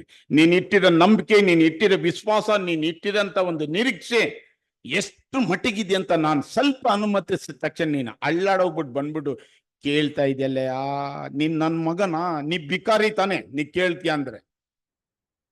ಯಾವಾಗ ನನ್ನ ಮಾತನ್ನ ಕೇಳ್ದೆ ನೀನ್ ಇಷ್ಟ ಬಂದಾಗ ನನ್ನ ಕೋಪ ನಿನ್ ಮೇಲ್ ಬಂದು ನೀನ್ ಶಾಪಗ್ರಸ್ತನಂದ್ರೆ ನೀ ಬಿಕಾರಿನೇ. ಮಗನಾದ್ರೆ ಕೇಳಲ್ಲ. ಮಗನು ಯಾವಾಗ್ಲೂ ಅಪ್ಪನ ಹತ್ರ, ನಮ್ಮ ಅಪ್ಪನ ಹಕ್ಕದ್ರಿ, ಅವ್ರ ಇಷ್ಟ ಬಂದಾಗ ಯೂಸ್ ಮಾಡ್ಲಿ, ನನಗೇನು ಅನುಮತಿಸಿದ್ರ ನಾನು ಅವ್ರಿಗೆ ಮೆಚ್ಚುಗೆಯಾಗಿ ರೀತಿಯಲ್ಲಿ ನಡಿಬೇಕ್ರಿ ಅಂತ ಅಷ್ಟು ಧೈರ್ಯವಾಗಿ ನೀವು ಬನ್ರಿ. ಯಾಕಂದ್ರೆ ಕುತ್ಕೊಂಡು ಮಾತಾಡೋಣ ಅಲ್ಲ, ವಾದ ಮಾಡೋಣ. ಕುತ್ಕೊಂಡು ಮಾತಾಡಕ್ಕೂ ವಾದ ಮಾಡೋಕ್ಕೂ ಎರಡು ಒಂದೇನೋ ಡಿಫ್ರೆನ್ಸ್ ಇದೆ ರೀ, ಡಿಫ್ರೆನ್ಸ್ ಇದೆ. ಯಾಕಂದ್ರೆ ನೀನ್ ಎಂತ ಕಷ್ಟದಲ್ಲಿರು, ಎಂತ ದುಃಖದಲ್ಲಿರು, ಯಾವ ತರ ಇರು ಮಗನೇ, ನಾನೇ ಅನುಮತಿಸಿರೋದು. ನನ್ನ ಹತ್ರ ಬಂದ್ಬಿಟ್ಟಲ್ಲ ನೀನು, ನಿನ್ಗೆ ಅದನ್ನ ಪರಿಹಾರ ಮಾಡ್ಬೇಕು. ಇನ್ನ ಸತ್ಯನ ತಿಳ್ಕೊಂಡು ಚೆನ್ನಾಗಿ ನಡಿ ನೀನು. ಯಾಕಂದ್ರೆ ನನ್ನ ಮಗನ್ನ ನೀನು ಕೊಟ್ಟು ಪರ್ಚೇಸ್ ಮಾಡಿ ನನ್ನ ಮಗನಾಗಿ ಅಂಗೀಕರಿಸುವಾಗ ಇದರಲ್ಲಿ ನೀನು ಒಂದು ಸಿಲುಬೆ, ಆ ಕಷ್ಟ, ದುಃಖ, ನೋವು, ಒಂದು ಸಿಲುಬೆನ ಎತ್ಕೊಂಡ್ಬರ್ಲಿಲ್ಲ ಅಂದ್ರೆ ನಿಜವಾದ ಸರಿಯಾದ ಸಿಲುಬೆ ನಿನ್ ಮೇಲೆ ಒರೆಸದೆ ನೀನ್ ಏನಾಗ್ಬಿಡ್ಬೋದು. ಆ ತರ ಧೈರ್ಯವಾಗಿ ಬಾ, ಕುತ್ಕೊಂಡು ಮಾತಾಡೋಣ. ಆ ಮಾತಾಡೋವಾಗ ನಿನಗೆ ತಿಳಿದೇ ನಿನ್ ಮೇಲ್ ನಾನು ಅನುಮತಿಸಿರೋ ಕಷ್ಟ ಸಂಕಟದಲ್ಲಿ ನೀನ್ ನನ್ನ ಕೃಪಾಸ್ತನದಲ್ಲಿ ಮುಂದೆ ಬಂದು ಕೇಳೋಗ, ಯಾಕೆ ನೀನ್ ಹಿಂಗಾದೆ, ಹಿಂಗಾಗಕ್ ಕಾರಣ ಏನು, ನಾನು ಯಾಕೆ ನಿನಗೆ ಕೋಪ ಮಾಡ್ಕೊಂಡಿದ್ದೆ ಅನುಮತಿಸಿದ್ದೀನಿ, ತಿಳ್ಕೋ ಬಾ, ಡಿಸ್ಕಸ್ ಮಾಡೋಣ. ಅದಕ್ಕೆ ನಾವು ಇಲ್ಲಿ ಬಂದಿರೋದು ಇವತ್ತು. ಬನ್ನಿರಿ, ವಾದಿಸೋಣ. ಆ ವಾದದಲ್ಲಿ ನಿಮ್ ಪಾಪ ಕಡು ಕೆಂಪಾಗಿದ್ದರು, ಕಿರಿಮಂಜಿ ಬಣ್ಣದ ಪಾಚಿ ಹಿಡ್ದಿದ್ರು ಎಲ್ಲ ಶುದ್ಧ ಮಾಡಿ ಹಿಮದಂತೆ ಬೆಳ್ಳಗ್ ಮಾಡ್ತೀನಿ. ಬನ್ರಿ, ಕುತ್ಕೊಂಡು ಮಾತಾಡೋಣ. ಅಕ್ಕಪಕ್ಕದವ್ರ ಹತ್ರ ತೊಂದರೆ ಕೊಡ್ಬೇಡಿ, ನನ್ನ ಹತ್ರನೇ ಮಾತಾಡಿ ಅಂತಾರೆ ದೇವ್ರು. ಯಾಕಂದ್ರೆ ಅವ್ರು ನನ್ನ ಮಕ್ಕಳು. ನಿನಗೇನೆಲ್ಲ ನಾನು ಆಶೀರ್ವಾದ ಇಕ್ಕಿದ್ದೀನಿ ಅವ್ರಿಗೂ ಇಕ್ಕಿದ್ದೀನಿ, ಅವ್ರಿಗೇನೆಲ್ಲ ಇಕ್ಕಿದ್ದೀನಿ ನಿನಗೂ ಇಕ್ಕಿದ್ದೀನಿ. ಬನ್ರಿ, ಕುತ್ಕೊಂಡು ಮಾತಾಡೋಣ. ಆವಾಗ ನಾವ್ ಯಾರ ಹತ್ರ ಜನಗಳ ಹತ್ರ ಹೇಳಕ್ಕಾಗಲ್ಲ. ಅಕಸ್ಮಾತ್ ಜನನೇ ತಿಳ್ಕೊಂಡು, ನೋಡಪ್ಪ ಅವನ ಪರಿಸ್ಥಿತಿ ಹಿಂಗಿದೆ, ಅವನ್ ಬಹಳ ತೊಂದರೆಲಿದ್ದಾನೆ, ನೀವು ನಾವು ಎಲ್ಲ ಸೇರಿ ಏನೋ ಅವ್ರಿಗೊಂದ್ ಸ್ವಲ್ಪ ಅವ್ರ ವಿಷಯದಲ್ಲಿ ಪಾಲ್ಗಾರನಾಗಣ್ಣ ಅಂದಾಗ, ಅದು ದೇವ್ರು ತನ್ನ ದಾಸರುಗಳಿಗೆ ಮಾಡ್ಸ ಕೆಲಸ. ಅದು ದೇವ್ರು ಮಾಡದ್ರಿ. ನಾವಾಗಿ ಮನುಷ್ಯರ ಹತ್ರ ಕೇಳಕ್ ಹೋಗ್ಬಾರ್ದು. ಮನುಷ್ಯರು ಒಬ್ಬ ಮನುಷ್ಯನ ಅರ್ಥ ಮಾಡ್ಕೊಂಡು ಅವನ ಕಷ್ಟ ದುಃಖದಲ್ಲಿ ಪಾಲ್ಗಾರ ಆಗ್ತಾನೆ ಅಂದ್ರೆ ಅದು ದೇವ್ರು ಮಾಡಿಸ್ತಾರೆ ಕೆಲಸ. ಅದು ದೇವ್ರು ಮಾಡ್ತಾರೆ. ಯಾಕಂದ್ರೆ ದೇವ್ರು ಇಲ್ಲಿ ಬಂದ್ರೆ ಏನೋ ಕೊಡಕ್ಕೆ ಸುಟ್ಟು ಬೂದಿ ಆಗೋಗ್ಬಿಡ್ತೀನಿ. ಯಾರ ಮುಖಾಂತರ ಅಂತ ಮಾತುಗಳು ಮಾತಾಡಿಸಿ, ಯಾರ ಮುಖಾಂತರ ಅಂತ ಕಷ್ಟದಲ್ಲಿರೋನಿಗೆ ಆ ಸಹಾಯ ಮಾಡ್ತಾರೋ, ಬಯಸದೇ ಬಂದಂತ ಎಷ್ಟೇ ಆ ಭಾಗ್ಯದ ಕಾಸಿದ್ರು ಅದು ಅದರಲ್ಲಿನೇ ದೇವರವನಿಗೆ ಸುಖ, ಸಂತೋಷ, ಸಮಾಧಾನ ಕೊಡ್ತಾರೆ. ಅಂಥದ್ದು ಸಭೆಗಳಲ್ಲಿ ತುಂಬಾ ಮಾಡೋರು ಇದ್ದಾರೆ. ಬರೀ ನಾವು ನಡ್ಕೊಳೋ ರೀತಿ ತೋರಿಸ್ಬೇಕಷ್ಟೇ ಅವ್ರ ಮುಂದೆ. ಯಾಕಂದ್ರೆ ನೀ ದೇವ್ರ ಮುಂದೆ ತೋರಿಸ್ತೀಯಾ, ದೇವ್ರ ಮಕ್ಕಳು ಇಲ್ಲಿರೋರು ದೇವ್ರುಗಳು, ಇಲ್ಲಿರೋರು ದೇವ್ರುಗಳು ನಿನ್ನ ದೇವರೇ ಅರ್ಥ ಮಾಡ್ಕೊಂಡ್ಬಿಡ್ತಾರೆ. ಯಾಕಂದ್ರೆ ಇವ್ರು ದೇವ್ರ ಮಕ್ಕಳಾಗಿ ಅಮರತ್ವ ಪಡೆದ್ರೆ ಜೀವನೇ ಹೋಗಲ್ಲ. ಅಂದ್ರೆ ನೀ ದೇವರೇ, ನೀನು ದೇವ್ರ ಮಗ, ದೇವರೇ ನೀನು. ದೇವರು ಮತ್ತೊಬ್ಬನಿಗೆ ಹೆಲ್ಪ್ ಮಾಡ್ಬಿಡ್ತಾರೆ. ನೀನು ಅಲ್ಲಿ ನೋಡೋದೇ ಬೇಕಿಲ್ಲ, ಅವ್ರ ಹಂಗ್ ಕಳಿಸ್ತಾರೆ. ಹಿಂಗ್ ಬರೀ ಎಲ್ಲಾ ಒಳ್ಳೆ ದಾನಗಳು ಮೂಲ ಕಾರಣನಾದ ಮೇಲಿನಿಂದ ಇಳಿದು ಬರ್ತಿದೆ ಅಂತಾರೆ. ಒಳ್ಳೆ ದಾನ ಅಂದ್ರೆ ಅಗತ್ಯಗೆ ತಕ್ಕ ಹಾಗೆ ಸಹಾಯ. ಅದು ಮೇಲಿನಿಂದ ಇಳಿದು ಬರ್ತಿದೆ.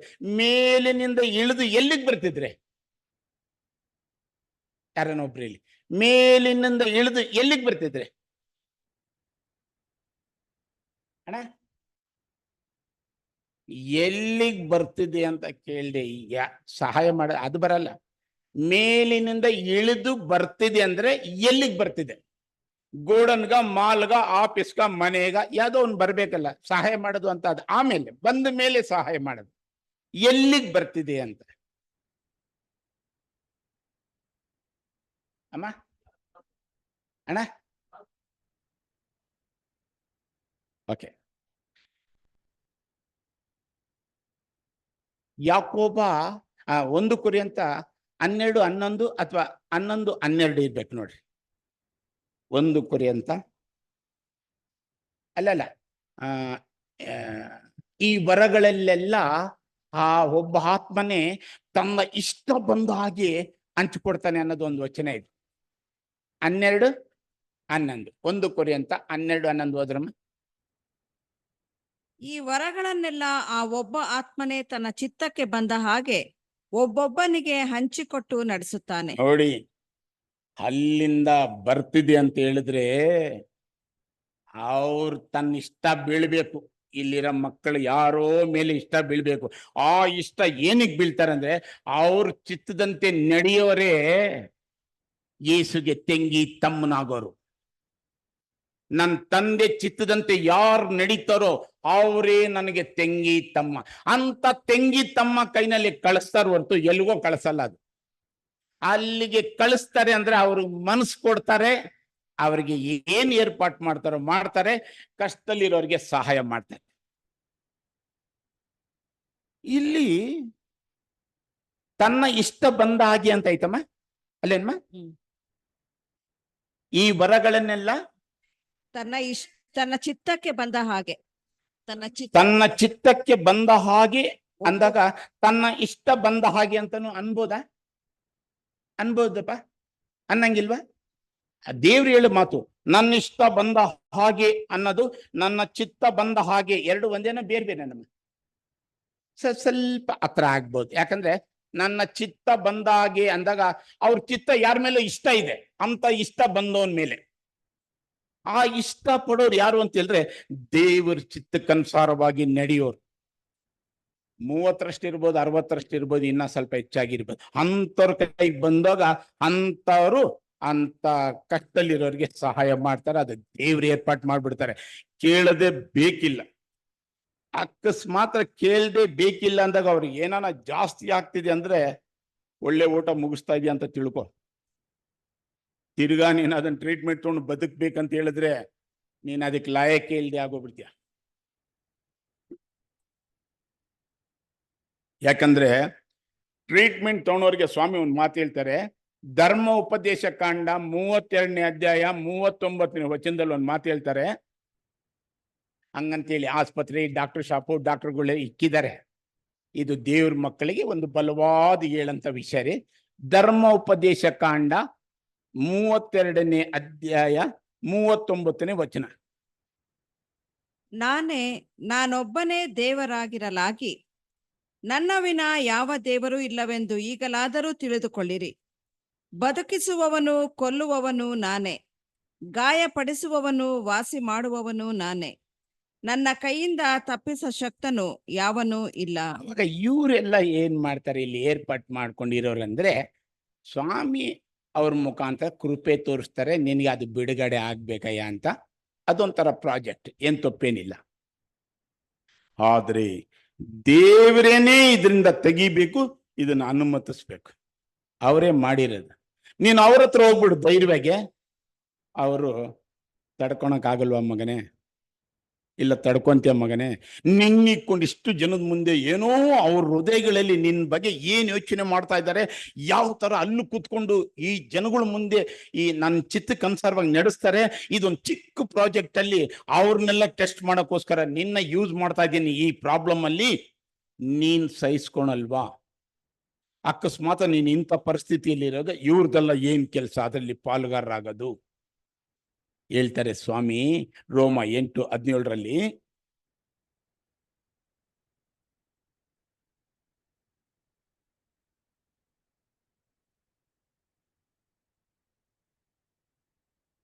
ಮಕ್ಕಳಾಗಿದ್ದರೆ ಬಾಧ್ಯರಾಗಿದ್ದೇವೆ, ದೇವರಿಗೆ ಬಾಧ್ಯರು, ಕ್ರಿಸ್ತನೊಂದಿಗೆ ಬಾಧ್ಯರು. ಹೇಗೆಂದರೆ ಕ್ರಿಸ್ತನಿಗೆ ಸಂಭವಿಸಿದ ಬಾಧೆಗಳಲ್ಲಿ ನಾವು ಪಾಲುಗಾರರಾಗುವುದಾದರೆ ಆತನ ಮಹಿಮೆಯಲ್ಲಿಯೂ ಪಾಲುಗಾರರಾಗುವೆವು. ಇಲ್ಲಿ ಕೂತ್ಕೊಂಡಿರೋ ಪ್ರತಿಯೊಬ್ಬರ ದೇವರ ಪ್ರಿಯರಾದ ಮಕ್ಕಳು, ಯೇಸು ಕ್ರಿಸ್ತರ ಶರೀರದ ಅಂಗಗಳು. ಒಬ್ಬೊಬ್ಬರು ಆ ಒಂದೊಂದು ತುಂಡುಗಳು ಯೇಸು ಕ್ರಿಸ್ತರು. ಯೇಸುಗೆ ನೀನ್ ಮಾಡೋದಾದ್ರೆ ತಂದೆಯ ದೇವರು ಮಾಡ್ದಂಗೆ, ಯೇಸುಗ್ ನೀನ್ ಮಾಡ್ಬೇಕಂದ್ರೆ ಇಲ್ಲಿರ ಯೇಸುಗ್ ಮಾಡು, ಅವ್ರಿಗೇನ್ ಕೊರತೆ ಇದೆಯಾ? ಅವ್ರಿಗೇನ್ ಮಾಡಕ್ ಹೋಗ್ತೀಯ? ಅವ್ರ ಕಷ್ಟ 2000 ವರ್ಷ ಹಿಂದೆ ಬಂದಿದೆ, ಅದ್ರಲ್ಲಿ ನೀನ್ ಪಾಲ್ಗಾರ ಆಗಕ್ಕಾಗಲ್ಲ. ಅವ್ರ ಹೆಜ್ಜೆ ಜಾಡಿಯಲ್ಲಿ ನಡೀತಾ ಒಂದು ಆತ್ಮಿಕ ಜೀವನ ನಡೆಸ್ತಾ ಯಾವ ಫಾಲ್ಟ್ಗೂ ಕೈ ಹಾಕ್ದೆ ಕಷ್ಟ ದುಃಖದಲ್ಲಿ ನಡೆಯೋಗ ಅಂಥವ್ರ ಜೊತೆ ನೀನ್ ಪಾಲ್ಗಾರರಾಗೋದಾದ್ರೆ ಆ ಮಹಿಮೆಯಲ್ಲಿ ಪಾಲ್ಗಾರರಾಗ್ತೀಯ. ಯಾಕಂದ್ರೆ ನಿನ್ನ ಆಶೀರ್ವದಿಸಿ, ನಿನ್ನ ಕೈನ ಆಶೀರ್ವದಿಸಿ, ನಿನಗೆ ವಿದ್ಯಾ ಬುದ್ಧಿ ಕೊಟ್ಟು, ನಿನ್ ಒಳ್ಳೆ ಸಂಪಾದನೆ ಕೊಟ್ಟು, ಅದೇ ನಿನ್ನ ಒಬ್ಬನಿಗೋಸ್ಕರ ಸ್ವಾರ್ಥಿ ಅಲ್ಲ, ನಿಮಗೋಸ್ಕರ ನಮಗೋಸ್ಕರ ನಿನಗೆ ಕೊಟ್ಟಿರೋದು. ಅದನ್ನ ನೀನ್ ಏನಾನ ಉಪಕಾರ, ದಾನ, ಧರ್ಮ, ಒಳ್ಳೆ ಕೆಲ್ಸಗಳು ಮಾಡೋದಾದ್ರೆ ನೀ ಪರಲೋಕದಲ್ಲಿ ಗಂಟು ಮಾಡ್ಕೊಂತ ಇದೀಯಾ. ಅದು ನುಸಿ ಹಿಡಿಯಲ್ಲ, ಕದಿಯಲ್ಲ. ನಿನ್ನ ಸುಕೃತಿಗಳು ನೀನ್ ಓಟ ಮುಗಿದ ಮೇಲೆ ನಿನ್ನ ಹಿಂದೆ ಬಂದು ನಿನಗೆ ನ್ಯಾಯ ಕೇಳ್ತಿದೆ. ಸಮಯ ಇದೆ, ನಾಳೆ ಇಲ್ಲ. ನಿನಗೆ ಯಾವಾಗ ಇಂಥ ಸಮಯಗಳು ಸಿಕ್ಕಿ ಅಂತ ಅನುಕೂಲ ಇದೆಯೋ ಈ ಕೆಲಸ ಮಾಡಿ ದೇವ್ರ ನಾಮ ಮಹಿಮೆ ಪಡಿಸು. ಆವಾಗ ಅಂಥವ್ರು ದೇವ್ರನ್ನ ಕೊಂಡಾಡ್ತಾರೆ. ಆವಾಗ ನೀನು ಮಾಡ್ಕೊಂಡಿರಂತ ಅರಿಕೆ, ನೀನು ಹೊಸ ಸೃಷ್ಟಿ, ನೀ ದೇವ್ರಿಗೋಸ್ಕರ ಜೀವಿಸ್ತೀಯ ಅಂತ ಹಿಂಗ್ ಅಂದಿದ್ರಲ್ಲಿ ನೀನ್ ಏನಾನ ಮಾಡೋದಾದ್ರೆ ನೀನು ಅವ್ರಿಗೆಲ್ಲ ಮಾಡಿದ್ದು ನನಗ್ ಮಾಡ್ದೆ ಅಂತಾರೆ. ನನಗ್ ಮಾಡಿದ್ಮೇಲೆ ನೀ ತಕ್ಕ ಪ್ರತಿಫಲ ಪಡಿತೀಯ ಅಂತಾರೆ. ಇಂಥ ಒಂದು ವಿಷಯ ಸ್ವಾಮಿ ಬಿಟ್ಟು ಯೇಸು ಅಂಥವ್ರಿಗೊಂದು ಮಾತು ಹೇಳ್ತಾರೆ. ಯೋಹಾನ 14ನೇ ಅಧ್ಯಾಯ 23ನೇ ವಚನದಲ್ಲಿ,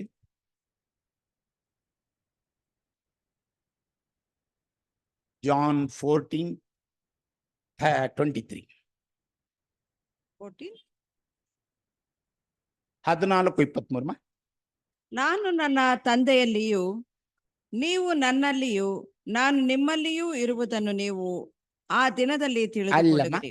ಜಾನ್ 14ನೇ ಅಧ್ಯಾಯ 23ನೇ ವಚನ ಅದೇ ಅದೇನಮ್ಮ?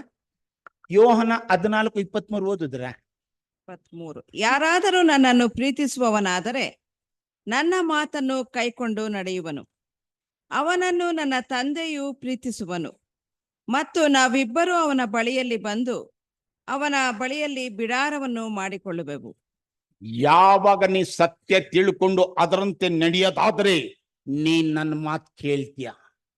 ನನ್ನ ಮಾತನ್ನ ನೀನು ಕೇಳಿ ನೀನು ಅದರಂತೆ ಬಂದಿರೋ ಕಷ್ಟ, ದುಃಖ, ಅವಮಾನನ ಸಂತೋಷವಾಗಿ ಅಂಗೀಕರಿಸಿ ನಿನ್ನ ಕಣ್ಣೀರು ಒಂದು ಸುಗಂಧ ವಾಸನೆಯಾಗಿ, ನಿನ್ನ ಕಷ್ಟ ದುಃಖ ಒಂದು ಕಾಣಿಕೆಯಾಗಿ, ನಿನ್ನನ್ನೇ ನಿನ್ನ ಜೀವ ಬಲಿಯಾಗಿ ಯಜ್ಞವಾಗಿ ಅರ್ಪಿಸ್ತಾ ಇರೋದು ಒಂದು ವೇಳೆ ನನಗೆ ಮೆಚ್ಚುಗೆ ಆಗದಾದ್ರೆ ನಮ್ಮ ತಂದೆ ನಿನ್ನ ಪ್ರೀತಿಸ್ಬಿಡ್ತಾರೆ. ನಮ್ಮ ತಂದೆ ನಿನ್ನ ಪ್ರೀತಿಸೋದಾದ್ರೆ ನಿನಗೆ ಯಾವ ಕೊಂದು ಕೊರತೆ ಇದೆ ಯೋಚನೆ ಮಾಡಿದ್ಯಾ? ಆ ರೀತಿ ಸ್ವಾಮಿ ಹೇಳ್ತಾರೆ. ಕೃಪಾಸ್ಥಾನದ ಮುಂದೆ ಧೈರ್ಯ ಬಾ, ಕೇಳಕ್ಕಂತೂ ಬಂದಿದ್ಯಾ, ಸತ್ಯನ ತಿಳ್ಕೊ. ಸತ್ಯ ನೀನ್ ಎಲ್ಲದ್ರಿಂದ ಬಿಡುಗಡೆ ಮಾಡ್ತಿದೆ.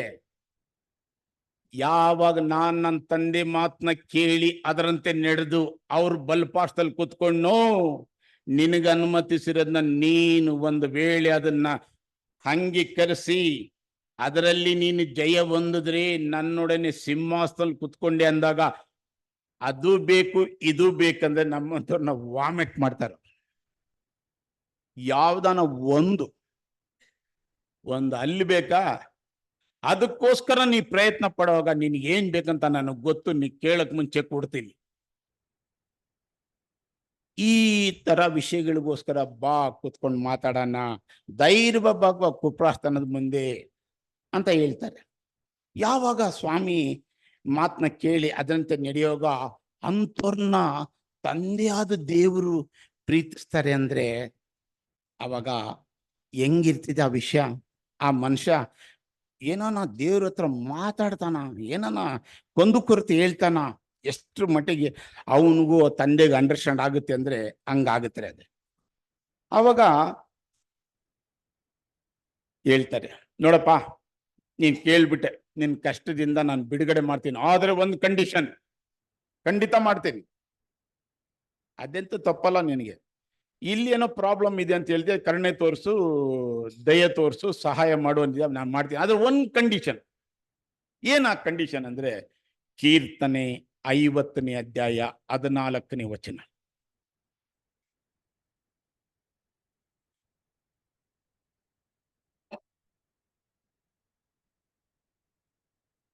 ಸ್ತುತಿ ಯಜ್ಞವನ್ನೇ ದೇವರಿಗೆ ಸಮರ್ಪಿಸಿರಿ.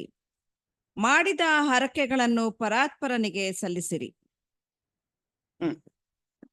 ಕಷ್ಟ ಕಾಲದಲ್ಲಿ ನನಗೆ ಮೊರೆಯಿಡಿರಿ, ಬಿಡಿಸುವೆನು, ಆಗ ನನ್ನನ್ನು ಕೊಂಡಾಡುವಿರಿ. ನೀನ್ ಯಾವಾಗ ಸತ್ಯ ತಿಳ್ಕೊಂಡು ನೀನ್ ಮಾಡಿಕೊಂಡಿರೋ ಒಡಂಬಡಿಕೆ, ಪ್ರತಿಷ್ಠೆ, ದೀಕ್ಷಾಸ್ಥಾನ, ಅದರಲ್ಲಿ ನೀನ್ ಕೊಟ್ಟಂತ ಮಾತು ಅದನ್ನ ನೀನ್ ನೆರವೇರ್ಸು. ನಿನ್ ಕಷ್ಟದಲ್ಲಿರೋದ್ ನಾನು ಬಿಡುಗಡೆ ಮಾಡ್ತೀನಿ. ಯಾವ ರೀತಿ ಅಪೊಸ್ತಲರು ಪಾಲ್ ಸೇವೆ ಮಾಡಕ್ ಹೋದಾಗ ಜೈಲೆಲ್ಲ ಹಾಕಿ ಹೊಡೆದ್ರು, ಸರಪಣಿಗಳು ಬಿಟ್ಟು ಜೈಲು ಓಪನ್ ಆಗಿ ಆಚೆ ಕಳಿಸ್ದೆ, ಅವ್ರ ಮನೆ ಮನೆಗೆ ಹೋಗಿ ಒಳ್ಳೆ ಸುವಾರ್ತೆ ಸಾರಿದ್ರು. ಪೇತ್ರು ಅವ್ರನ್ನು ಕೂಡ ದೇವದೂತರನ್ನ ಕಳಿಸ್ಬಿಟ್ಟು ಜೈಲಿಂದ ತಗೊಂಡ್ ಬಂದು ಆಚೆ ಬಿಟ್ಟು ಅವ್ರು ಹೋಗಿ ಸುವಾರ್ತೆ ಸಾರಿದ್ರು. ನಿನ್ನನ್ನು ಸಹ ಅದೇ ರೀತಿಯಲ್ಲಿ, ನಾನು ಪಕ್ಷಪಾತಿ ಅಲ್ಲ, ಲಂಚ ತಗೊಳೋನಲ್ಲ, ಎಲ್ಲರೂ ನನ್ನ ಪ್ರಿಯರಾದ ಮಕ್ಕಳು, ನನ್ನ ಮಗನ ರಕ್ತದಿಂದ ಪರ್ಚೇಸ್ ಮಾಡಿರೋದು, ನಿಮಗೋಸ್ಕರ ಅಂತದಕ್ಕೆ ಏರ್ಪಾಟ್ ಮಾಡಿದ್ದೀನಿ. ಇಂಥ ಪರೀಕ್ಷೆಗಳಲ್ಲಿ ನಾನು ನಿನಗೆ ಅನುಮತಿಸ್ತೀನಿ. ಏನು? ಕಷ್ಟನ. ಧರ್ಮೋಪದೇಶ ಕಾಂಡ 8ನೇ ಅಧ್ಯಾಯ 2ನೇ ವಚನದಲ್ಲಿ ಹೇಳ್ತಾರೆ,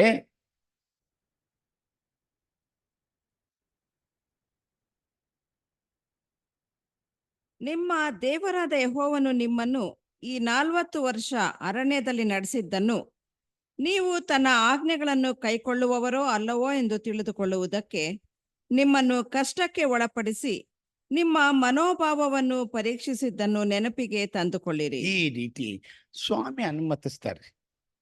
ಯಾವ ರೀತಿ ಯೇಸುಗೆ, ಏನಯ್ಯ ನೀನ್ ನನ್ನ ಹತ್ರ ಮಾತಾಡಲ್ವಾ? ನಿನ್ನನ್ನ ಸಿಲ್ಬೆಗೆ ಹಾಕಿಸಕ್ಕೂ ನಿನ್ನನ್ನ ಬಿಡುಗಡೆ ಮಾಡಕ್ಕೆ ನನಗೆ ಪವರ್ ಇದೆ ಅಂತ ಕಿಂಗ್ ಹೇಳಿದಾಗ, ಅವ್ರು ನಿನಗೆ ಆರ್ಡರ್ ಕೊಡದೆ ನಿನ್ನನ್ನ ಮುಟ್ಟಕ್ಕಾಗಲ್ಲ, ಅವ್ರು ಆರ್ಡರ್ ಕೊಟ್ಟಾಗ ನೀನ್ ಮಾಡ್ತಾ ಇದೀಯ ಅಂದಾಗ, ಇವೆಲ್ಲ ಸ್ವಾಮಿ ಮಕ್ಕಳಿಗೆ ಅನುಮತಿಸ್ತಾರೆ ದೇವ್ರು. ನಿಮ್ಮಲ್ಲಿರಂತ ನಂಬಿಕೆ, ವಿಶ್ವಾಸ ಎಷ್ಟು ಮಟ್ಟಿಗೆ ನೀವು ಮಾಡ್ಕೊಂಡಿರೋ ಒಡಂಬಡಿಕೆ ಪ್ರಕಾರ ಅಂತ ಹರಕೆಗಳನ್ನ ನೀವು ನೆರವೇರಿಸ್ತೀರಾ, ನೆರವೇರಿಸಲ್ವಾ ಅಂತ. ಹಿಂಗಿರುವಾಗ ಹೇಳ್ತಾರೆ ಸ್ವಾಮಿ, ನಿನ್ನ ಕರೆದಿರೋದೇನು ಗೊತ್ತಾ? 1 ಪೇತ್ರ 2:21.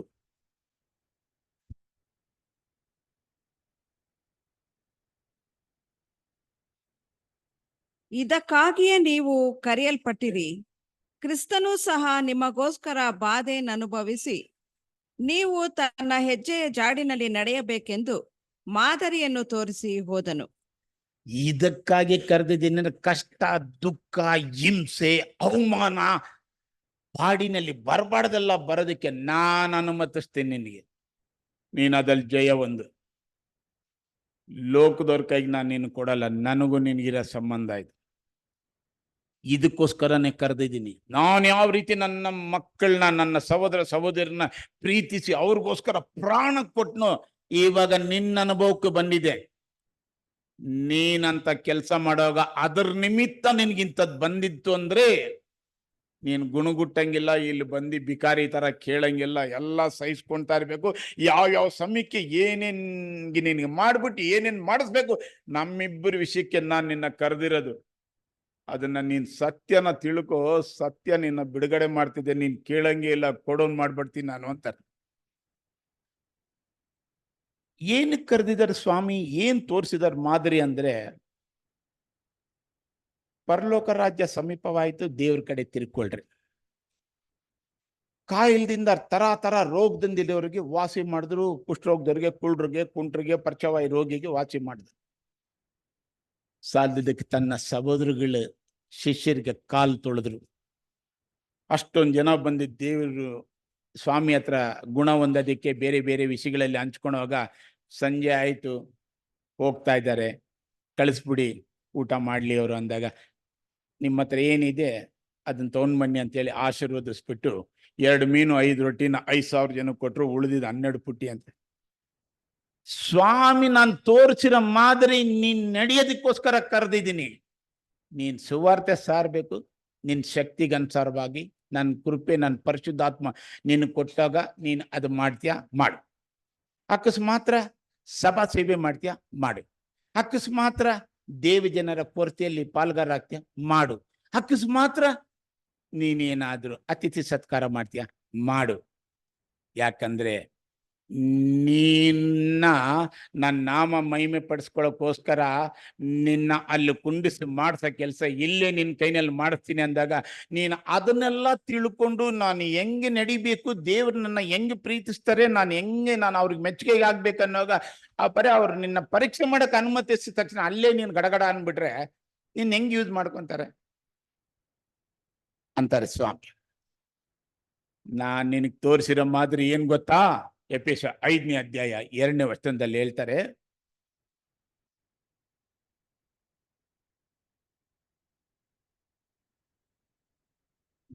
ಕ್ರಿಸ್ತನು ನಿಮ್ಮನ್ನು ಪ್ರೀತಿಸಿ ನಮ್ಮೆಲ್ಲರಿಗೋಸ್ಕರ ತನ್ನನ್ನೇ ದೇವರಿಗೆ ಸುಗಂಧ ವಾಸನೆಯಾದ ಕಾಣಿಕೆಯಾಗಿಯೂ ಯಜ್ಞವಾಗಿಯೂ ಸಮರ್ಪಿಸಿಕೊಂಡ ಪ್ರಕಾರ ನೀವು ಪ್ರೀತಿಯಲ್ಲಿ ನಡೆದುಕೊಳ್ಳಿರಿ. ಇದೇ ಪ್ರಕಾರ ನೀವು ಕೂಡ ಮತ್ತೊಬ್ಬ ಸಹೋದರ ಸಹೋದರನ ಪ್ರೀತಿಸಿ ನಿನ್ನ ಜೀವ ಬಲಿಯಾಗಿ ಅರ್ಪಿಸ್ಕೋ, ನನಗೆ ಸಾಕ್ಷಿಯಾಗಿ ಜೀವಿಸು. ನೀನು ಕೊಟ್ಟಿರೋದು ಹಂಚ್ಕೊಂಡು ತಿನ್ನೋದಕ್ಕೆ, ನೀನು ಇಟ್ಕೊಂಡು ಸೇಫ್ಟಿ ಮಾಡ್ಕೊಳಕ್ಕಲ್ಲ. ನೀನ್ ಹಂಗ ಮಾಡ್ಕೊಳೋದಾದ್ರೆ ನಿನಗೂ ನನಗೂ ಸಂಬಂಧ ಏನ್? ನಾನು ಕೊಡದೇ ಇರೋದು ಏನಾದ್ರು ನಿನ್ನ ಹತ್ರ ಇದೆಯಾ? ಇಲ್ಲ. ನಾನು ಕೊಟ್ಟ ಮೇಲೆ ನೀನು ಇಂಥ ಕೆಲಸಗಳು ಕೂಡ ಜಾಸ್ತಿ ಮಾಡಬೇಕು. ಒಂಚೂರು ಎತ್ತಿಕೊಂಡೆ ಫ್ಯೂಚರು, ಮಕ್ಕಳು, ಫ್ಯಾಮಿಲಿ ಆದ್ರೂ ಕೂಡ ಕೇಳ್ತಾರೆ, ಸ್ವಾಮಿ ಇಂಥವೆಲ್ಲ ನೀನು ಮಾಡಂಗಿದ್ರೆ ಅದಲ್ವಾ ಜೀವ ಬಲಿ? ಒಳ್ಳೆ ಬೈಬಲ್ ಓದ್ಬಿಟ್ಟು ಒಳ್ಳೆ ಒಂದು ಪಾಠ ಕೇಳ್ಬಿಟ್ಟು 2 ಹಾಡು ಹೇಳಿದ ತಕ್ಷಣ ಅದು ನಿನ್ ಸ್ವಾರ್ಥಿ, ಅದು ನಿನ್ ಸ್ವಂತಕ್ಕೆ, ಅದೇನು ತಪ್ಪಂತ ಹೇಳಲ್ಲ, ಅದು ನಿಂದದು. ನನ್ಗೋಸ್ಕರ ಏನ್ ಮಾಡಿದ್ಯಾ ನೀನು? ನನಗೋಸ್ಕರ ಅಂದ್ರೆ ನನ್ನ ಶರೀರದ ಅಂಗಗಳಾಗಿರಂತ ಕೊಂದು ಕೊರತೆಯಲ್ಲಿರೋರ್ಗೆ ನೀನು ಏನ್ ಮಾಡಿದ್ಯಾ ಅದನ್ನ ನೀನು ಒಂದು ತೋರಿಸು ಅಂತಾರೆ. ಆ ತರ ನಮ್ಮನ್ನ ಸ್ವಾಮಿ ಕರೆದಿರೋದು ನಮ್ಮ ಆತ್ಮನ ದೇಹಗಳನ್ನು ಸಜೀವ ಯಜ್ಞವಾಗಿ ಅರ್ಪಿಸಕ್ ಬಂದಿರೋರು ಯಾವ ರೀತಿ ನಡ್ಕೊಬೇಕಂತ ಸ್ವಾಮಿ ಹೇಳ್ತಾರ್ರಿ. ಯೋಹಾನ 15ನೇ ಅಧ್ಯಾಯ 12ರಿಂದ 14 ಓದಮ್ಮ.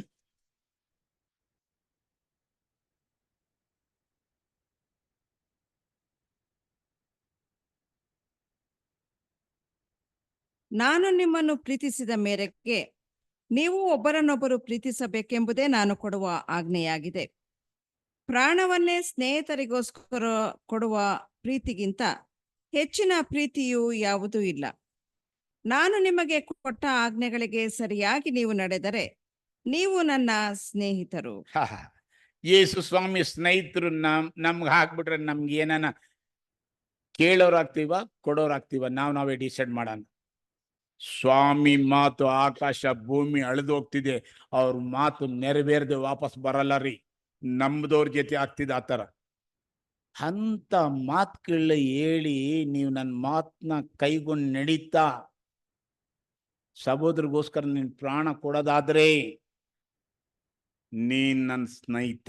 ಅಬ್ರಾಮ್ಗೆ ಹೆಂಗ್ ಹೇಳಿದ್ರು, ನಿನ್ನ ಸಂತತಿನ ಆಶೀರ್ವದಿಸ್ತೀನಿ ಅಂದಾಗ ಆವತ್ತು ಇಸ್ರೇಲ್ಗೆ, ಇವತ್ತು ಆತ್ಮಿಕವಾದ ಇಸ್ರೇಲ್ಗೆ ಆ ವಾಗ್ದಾನ ರೀ. ಯಾಕಂದ್ರೆ ಸ್ವಾಮಿ ಹೇಳ್ತಾರೆ ಎಫೆಸ 2:10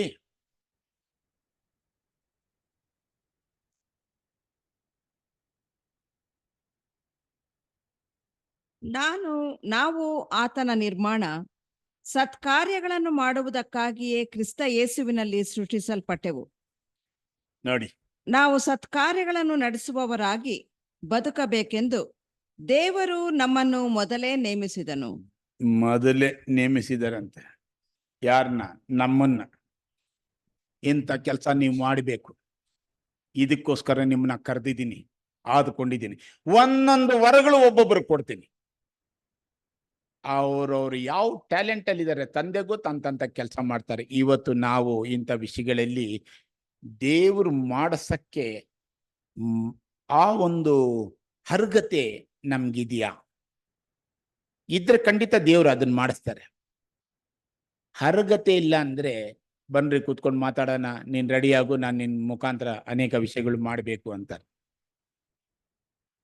ಯಾವಾಗ ಇಂಥದ್ರ ನಿಮಿತ್ತ, ಈ ನೀತಿಯ ನಿಮಿತ್ತ ಇಂಥ ಕಷ್ಟ ಸಂಕಟ ಬಂದವನಿಗೆ ಇಲ್ಲಿ ಬಂದು ಕೇಳೋಕ್ಕೆ ಕೃಪಾಸ್ತಂದ ಧೈರ್ಯವಾಗಿ ಬಂದು ಕರುಣೆ ಸಹಾಯ ಮಾಡಿ ಅಂದವ್ರಿಗೆ ಅವ್ರಿಗೊಂದು ಬಲಪಡಿಸ್ತಾರೆ. ನೋಡ್ರಿ, ದೇವರು ನೀ ಕಷ್ಟದಲ್ಲಿದ್ಯಾ, ದುಃಖದಲ್ಲಿದ್ಯಾ, ನೋಡಿ ನಿನ್ಗೆ ಹೇಳ್ತೀನಿ ಅಂತೇಳಿ. ಮತ್ತಾಯ 5ನೇ ಅಧ್ಯಾಯ 10ರಿಂದ 12 ಓದಮ್ಮ.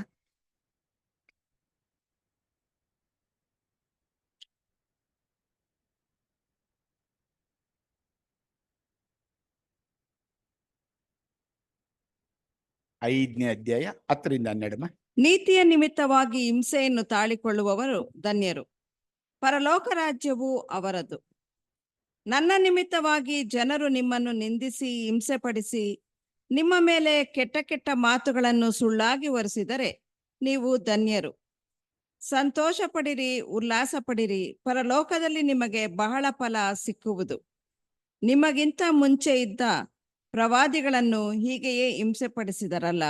ಈ ರೀತಿ ಇದು ನಿನ್ ಕಷ್ಟದ ನಿಮಿತ್ತ ಸಿಕ್ಕಂತ ಭಾಗ್ಯವಂತನು, ಧನ್ಯನು, ಪರಲೋಕ ರಾಜ್ಯಕ್ಕೆ ಬಾಧ್ಯಸ್ಥನಾಗ್ಬೇಕಂದ್ರೆ ನಾನು ಅನುಮತಿಸಿರದ ಸಂತೋಷವಾಗಿ ಅಂಗೀಕರಿಸಪ್ಪ. ಗುಣಗುಟ್ಬೇಡ, ಯಾರ ತಾನು ಏನು ಹೇಳ್ಕೊಂಡ್ಬೇಡ. ನಾನು ನಿನ್ನಿಬ್ಬರದೇ ಸಂಬಂಧ ಇದು. ಬಾ ಕುತ್ಕೋ, ಸತ್ಯನ ತಿಳ್ಕೊ, ನಿನಗೆ ಬಿಡುಗಡೆ ಮಾಡ್ತೀನಿ. ಒಂದು ಬಿಡುಗಡೆ ಏನಪ್ಪ ಅಂದ್ರೆ, ಹಿಂಗೇನೆ ನೀನು ಓಟ ಮುಗಿಸ್ಬೇಕು. ಇದ್ರ ನಿಮಿತ್ತ ಅನೇಕ ಮಕ್ಕಳ ಮನಸ್ಸುಗಳನ್ನ, ಹೃದಯಗಳನ್ನ ನಾನು ಪರೀಕ್ಷೆ ಮಾಡಬೇಕು. ಅಲ್ಲಿಗೆ ಬಂದಾಗ ಯಾವ ತರ ಇವರು ಯೋಗ್ಯರು ಅದನ್ನ ಇಲ್ಲೇ ಇವ್ರು ತೋರಿಸ್ಬೇಕು. ಅದನ್ನ ನಿನ್ನ ಯೂಸ್ ಮಾಡಿದ್ದೀನಿ, ನಿನಗಾಗ್ತಾರಾಗ ನಾ ಇವ್ರದೆಲ್ಲ ಏನ್ ಪಾಲ್ಗಾರರು. ಇದೊಂದು ಎಕ್ಸಾಮ್ ನಡೀತಾ ಇದೆ, ಮಾರ್ಕ್ಸ್ ಕಾರ್ಡಲ್ಲಿ ಎಲ್ಲರೂ ಒಳ್ಳೆ ನಂಬರ್ ತೊಗೊಂಡು ಹೋಗ್ಬೇಕ್ರಿ. ನಮ್ಮ ಇಷ್ಟ ಬಂದಂಗೆ ನಾವು ಓದ್ತಾ ಇದ್ದೀವಿ, ಪಾಠ ಕೇಳ್ತಾ ಇದ್ದೀವಿ, ಪಾಠ ಮಾಡ್ತಾ ಇದ್ದೀವಿ, ಹಾಡು ಹೇಳ್ತಾ ಇದ್ದೀವಿ, ಭಾನುವಾರ ಬರ್ತಾ ಇದ್ದೀವಿ, ಹೋಗ್ತಾ ಇದ್ದೀವಿ ಅಂದ್ರೆ ಒಳ್ಳೆದೇನೆ. ದೇವ್ರ ಕೊನೆ ಕಾಲದಲ್ಲಿ ಇಂಥವೆಲ್ಲ ಕೂಡ ನೀವು ಮಾಡಬೇಕಂತ ಎಚ್ಚರಿಸಿ ಬಲಪಡಿಸಿ ಅವರು ನಿಮ್ಮೊಂದಿಗಿದ್ದು ಎಲ್ಲ ನಡೆಸ್ತಾರೆ. ಇಂಥ ವಿಷಯ ಕೇಳ್ಬಿಟ್ಟು ಅಪೊಸ್ತಲರು ಪೌಲ್ ಒಂದು ತೀರ್ಮಾನ ತಗೊಂತಾರ್ರಿ. ಕೊಲೋಸ್ಯ 1ನೇ ಅಧ್ಯಾಯ 24ನೇ ವಚನದಲ್ಲಿ ಹೇಳ್ತಾರೆ,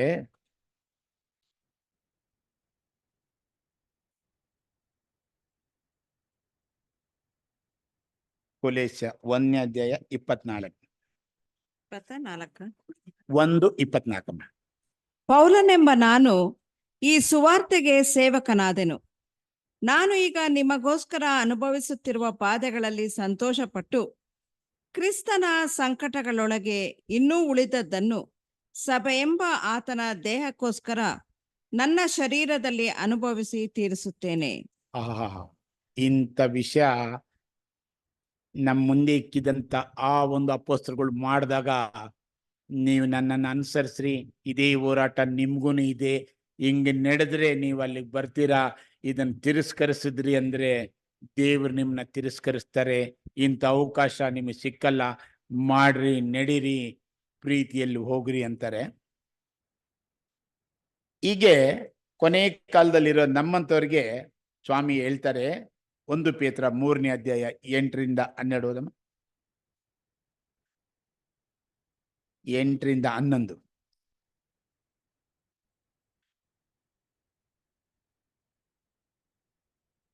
1 ಪೇತ್ರ 3ನೇ ಅಧ್ಯಾಯ 8ರಿಂದ 11.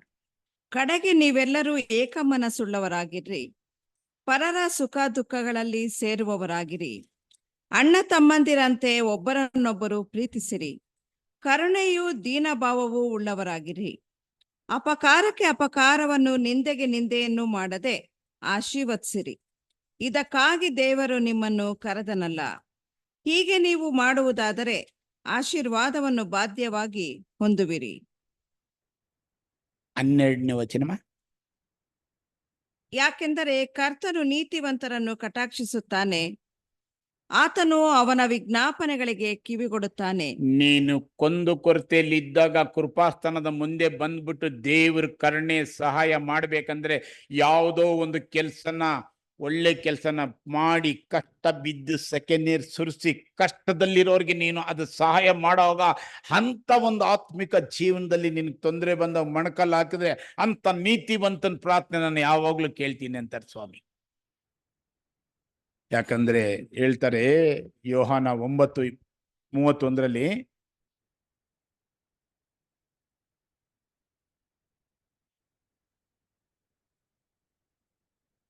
ಭಕ್ತಿಹೀನರ ಪ್ರಾರ್ಥನೆಯನ್ನು ದೇವರು ಕೇಳುವುದಿಲ್ಲ.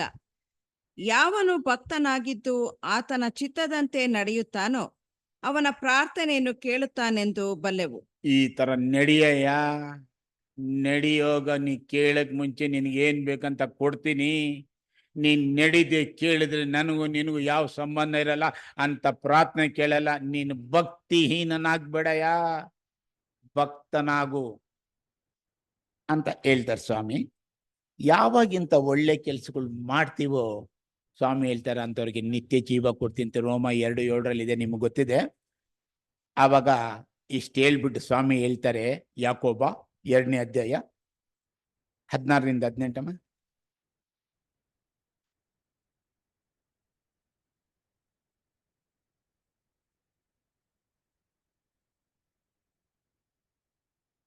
ಒಬ್ಬನು ಅವರಿಗೆ ದೇಹಕ್ಕೆ ಬೇಕಾದದನ್ನು ಕೊಡದೆ ಸಮಾಧಾನದಿಂದ ಹೋಗಿರಿ, ಬೆಂಕಿ ಕಾಯಿಸಿಕೊಳ್ಳಿ, ಅದನ್ನ ಹೇಳಿ ಕರೆಕ್ಟ್ ಮೈ. ಹೊಟ್ಟೆ ತುಂಬಿಸಿಕೊಳ್ಳಿ ಎಂದು ಬರೀ ಮಾತು ಹೇಳಿದರೆ ಪ್ರಯೋಜನವೇನು?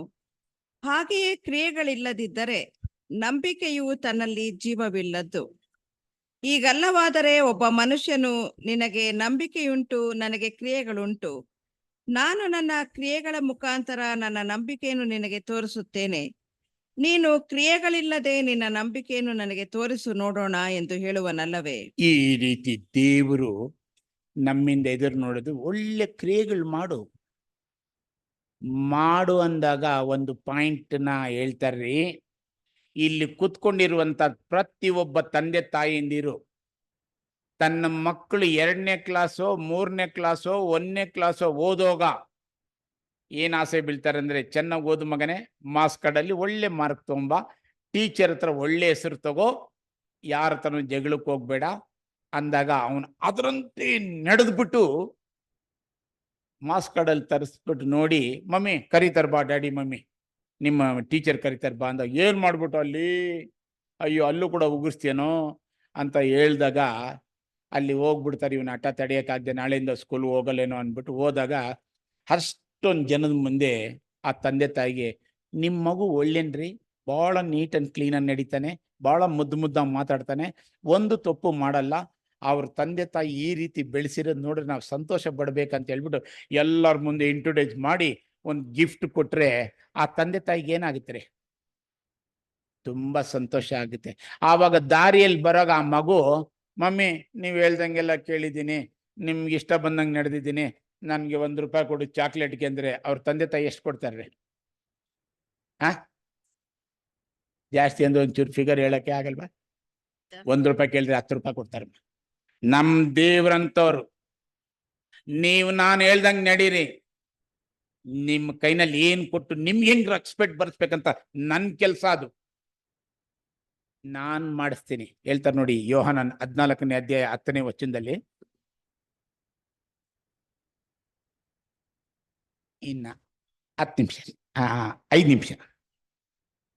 ನಾನು ತಂದೆಯಲ್ಲಿದ್ದೇನೆ, ತಂದೆಯು ನನ್ನಲ್ಲಿ ಇದ್ದಾನೆ ಎಂದು ನೀನು ನಂಬುವುದಿಲ್ಲವೋ? ನಾನು ನಿಮಗೆ ಹೇಳುವ ಮಾತುಗಳನ್ನು ನನ್ನಷ್ಟಕ್ಕೆ ನಾನೇ ಆಡುವುದಿಲ್ಲ. ತಂದೆಯು ನನ್ನಲ್ಲಿ ಇದ್ದುಕೊಂಡು ತನ್ನ ಕ್ರಿಯೆಗಳನ್ನು ನಡೆಸುತ್ತಾನೆ.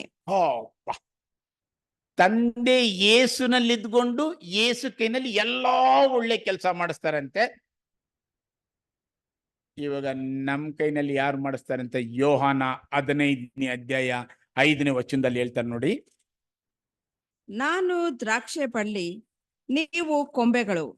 ಒಬ್ಬನು ನನ್ನಲ್ಲಿಯೂ ನಾನು ಅವನಲ್ಲಿಯೂ ನೆಲೆಗೊಂಡಿದ್ದರೆ ಅವನೇ ಬಹಳ ಫಲ ಕೊಡುವನು. ನೀವು ನನ್ನನ್ನು ಬಿಟ್ಟು ಏನೂ ಮಾಡಲಾರಿರಿ. ಇಂಥವೆಲ್ಲ ತಿಳ್ಕೊಳಯ್ಯ, ಕೇಳೋನಾಗಲ್ಲ, ಕೊಡೋನಾಗ್ತೀಯಾ. ಸತ್ಯ ತಿಳ್ಕೊ, ಸತ್ಯ ನಿನ್ನ ಬಿಡುಗಡೆ ಮಾಡ್ತಿದೆ. ಇದೆಲ್ಲ ಬರ್ದಿಟ್ಟಿರೋದು ಒಂದೇ ಒಂದು ಮಾತು ನೆರವೇರದೆ ವಾಪಸ್ ಹೋಗೋದಿಲ್ಲ ಅಂತ ದೇವರಿಷ್ಟು ಎಚ್ಚರಿಸಿ ನಮ್ಮನ್ನ ಬಲಪಡಿಸಿ ನಡೆಸ್ತಾರ್ರಿ. ಹೇಳ್ತಾರೆ ಕೊನೆಯದಾಗಿ 2-3 ವಚನ ಓದ್ಬಿಟ್ಟು ನಿಲ್ಸ್ಬಿಡಿ ಅಂದ್ರೆ, ಯಾಕೋಬ 1:27 ಹೇಳ್ತಾರೆ,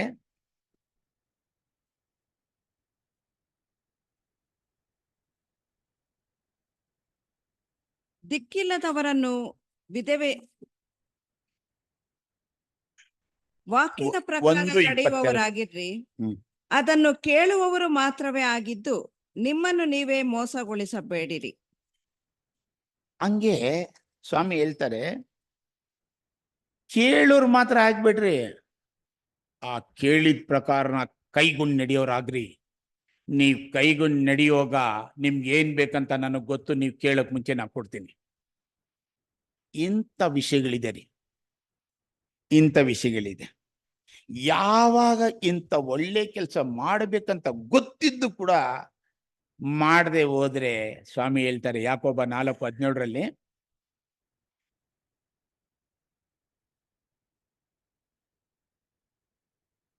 ಹೀಗಿರುವುದರಿಂದ ಒಳ್ಳೆಯದನ್ನು ಮಾಡಬೇಕೆಂದು ತಿಳಿದು ಅದನ್ನು ಮಾಡದೇ ಇರುವವನು ಪಾಪಕ್ಕೊಳಗಾಗಿದ್ದಾನೆ. ಇನ್ಯಾವ ಪಾಪ ಮಾಡಕ್ ಹೋಗ್ತೀವಿ ನಾವು? ನಿನಗೆ ಹೇಳ್ಕೊಟ್ಟಂಗೆ ಕೈಗೊಂಡು ನಡೆದು ಅದ್ರ ಪ್ರಕಾರ ನಾನು ಇಷ್ಟ ಬಿದ್ದು ಮಾಡ್ಸೋ ಕೆಲಸನ ನೀನ್ ಗೊತ್ತಿದ್ದು ನೀನು ಅದನ್ನ ಕೈಗೊಂಡು ನಡೀದೆ ಅಂತ ಕೆಲಸ ನೀನ್ ಮಾಡ್ತಾ ಇಲ್ಲ ಅಂದ್ರೆ ನೀನ್ ಪಾಪ ಮಾಡಿದ್ಯಾ. ನೀನ್ ಬಂದಿಲ್ಲಿ ಮೊಣಕಾಲಾಕಿ ಏನ್ ಕೇಳಿದ್ರು ನೀನು ಕೊಡಲ್ಲ.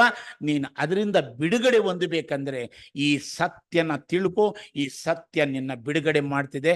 ಈ ಮಾತು, ಈ ವಾಗ್ದಾನಗಳು ನಿನ್ ಜೊತೆ ಅಲ್ಲಿ ಹೋಗಕ್ ಸೇರಕ್ ಮುಂಚೆ ನಿನ್ನ ಆದ್ಕೊಂಡು ಈ ಕೆಲ್ಸಕ್ಕೆ ಇಟ್ಕೊಂಡಿದ್ದೀನಿ ಅಂತಾರೆ. ಯಾವಾಗ ಅದನ್ನ ತಿಳಿದ್ಬಿಟ್ಟು ಆ ಕೆಲಸ ಮಾಡಲು ಅವ್ರಿಗೆ ಹೇಳ್ತಾರೆ, ಯೋಹನ 15ನೇ ಅಧ್ಯಾಯ 6ನೇ ವಚನದಲ್ಲಿ,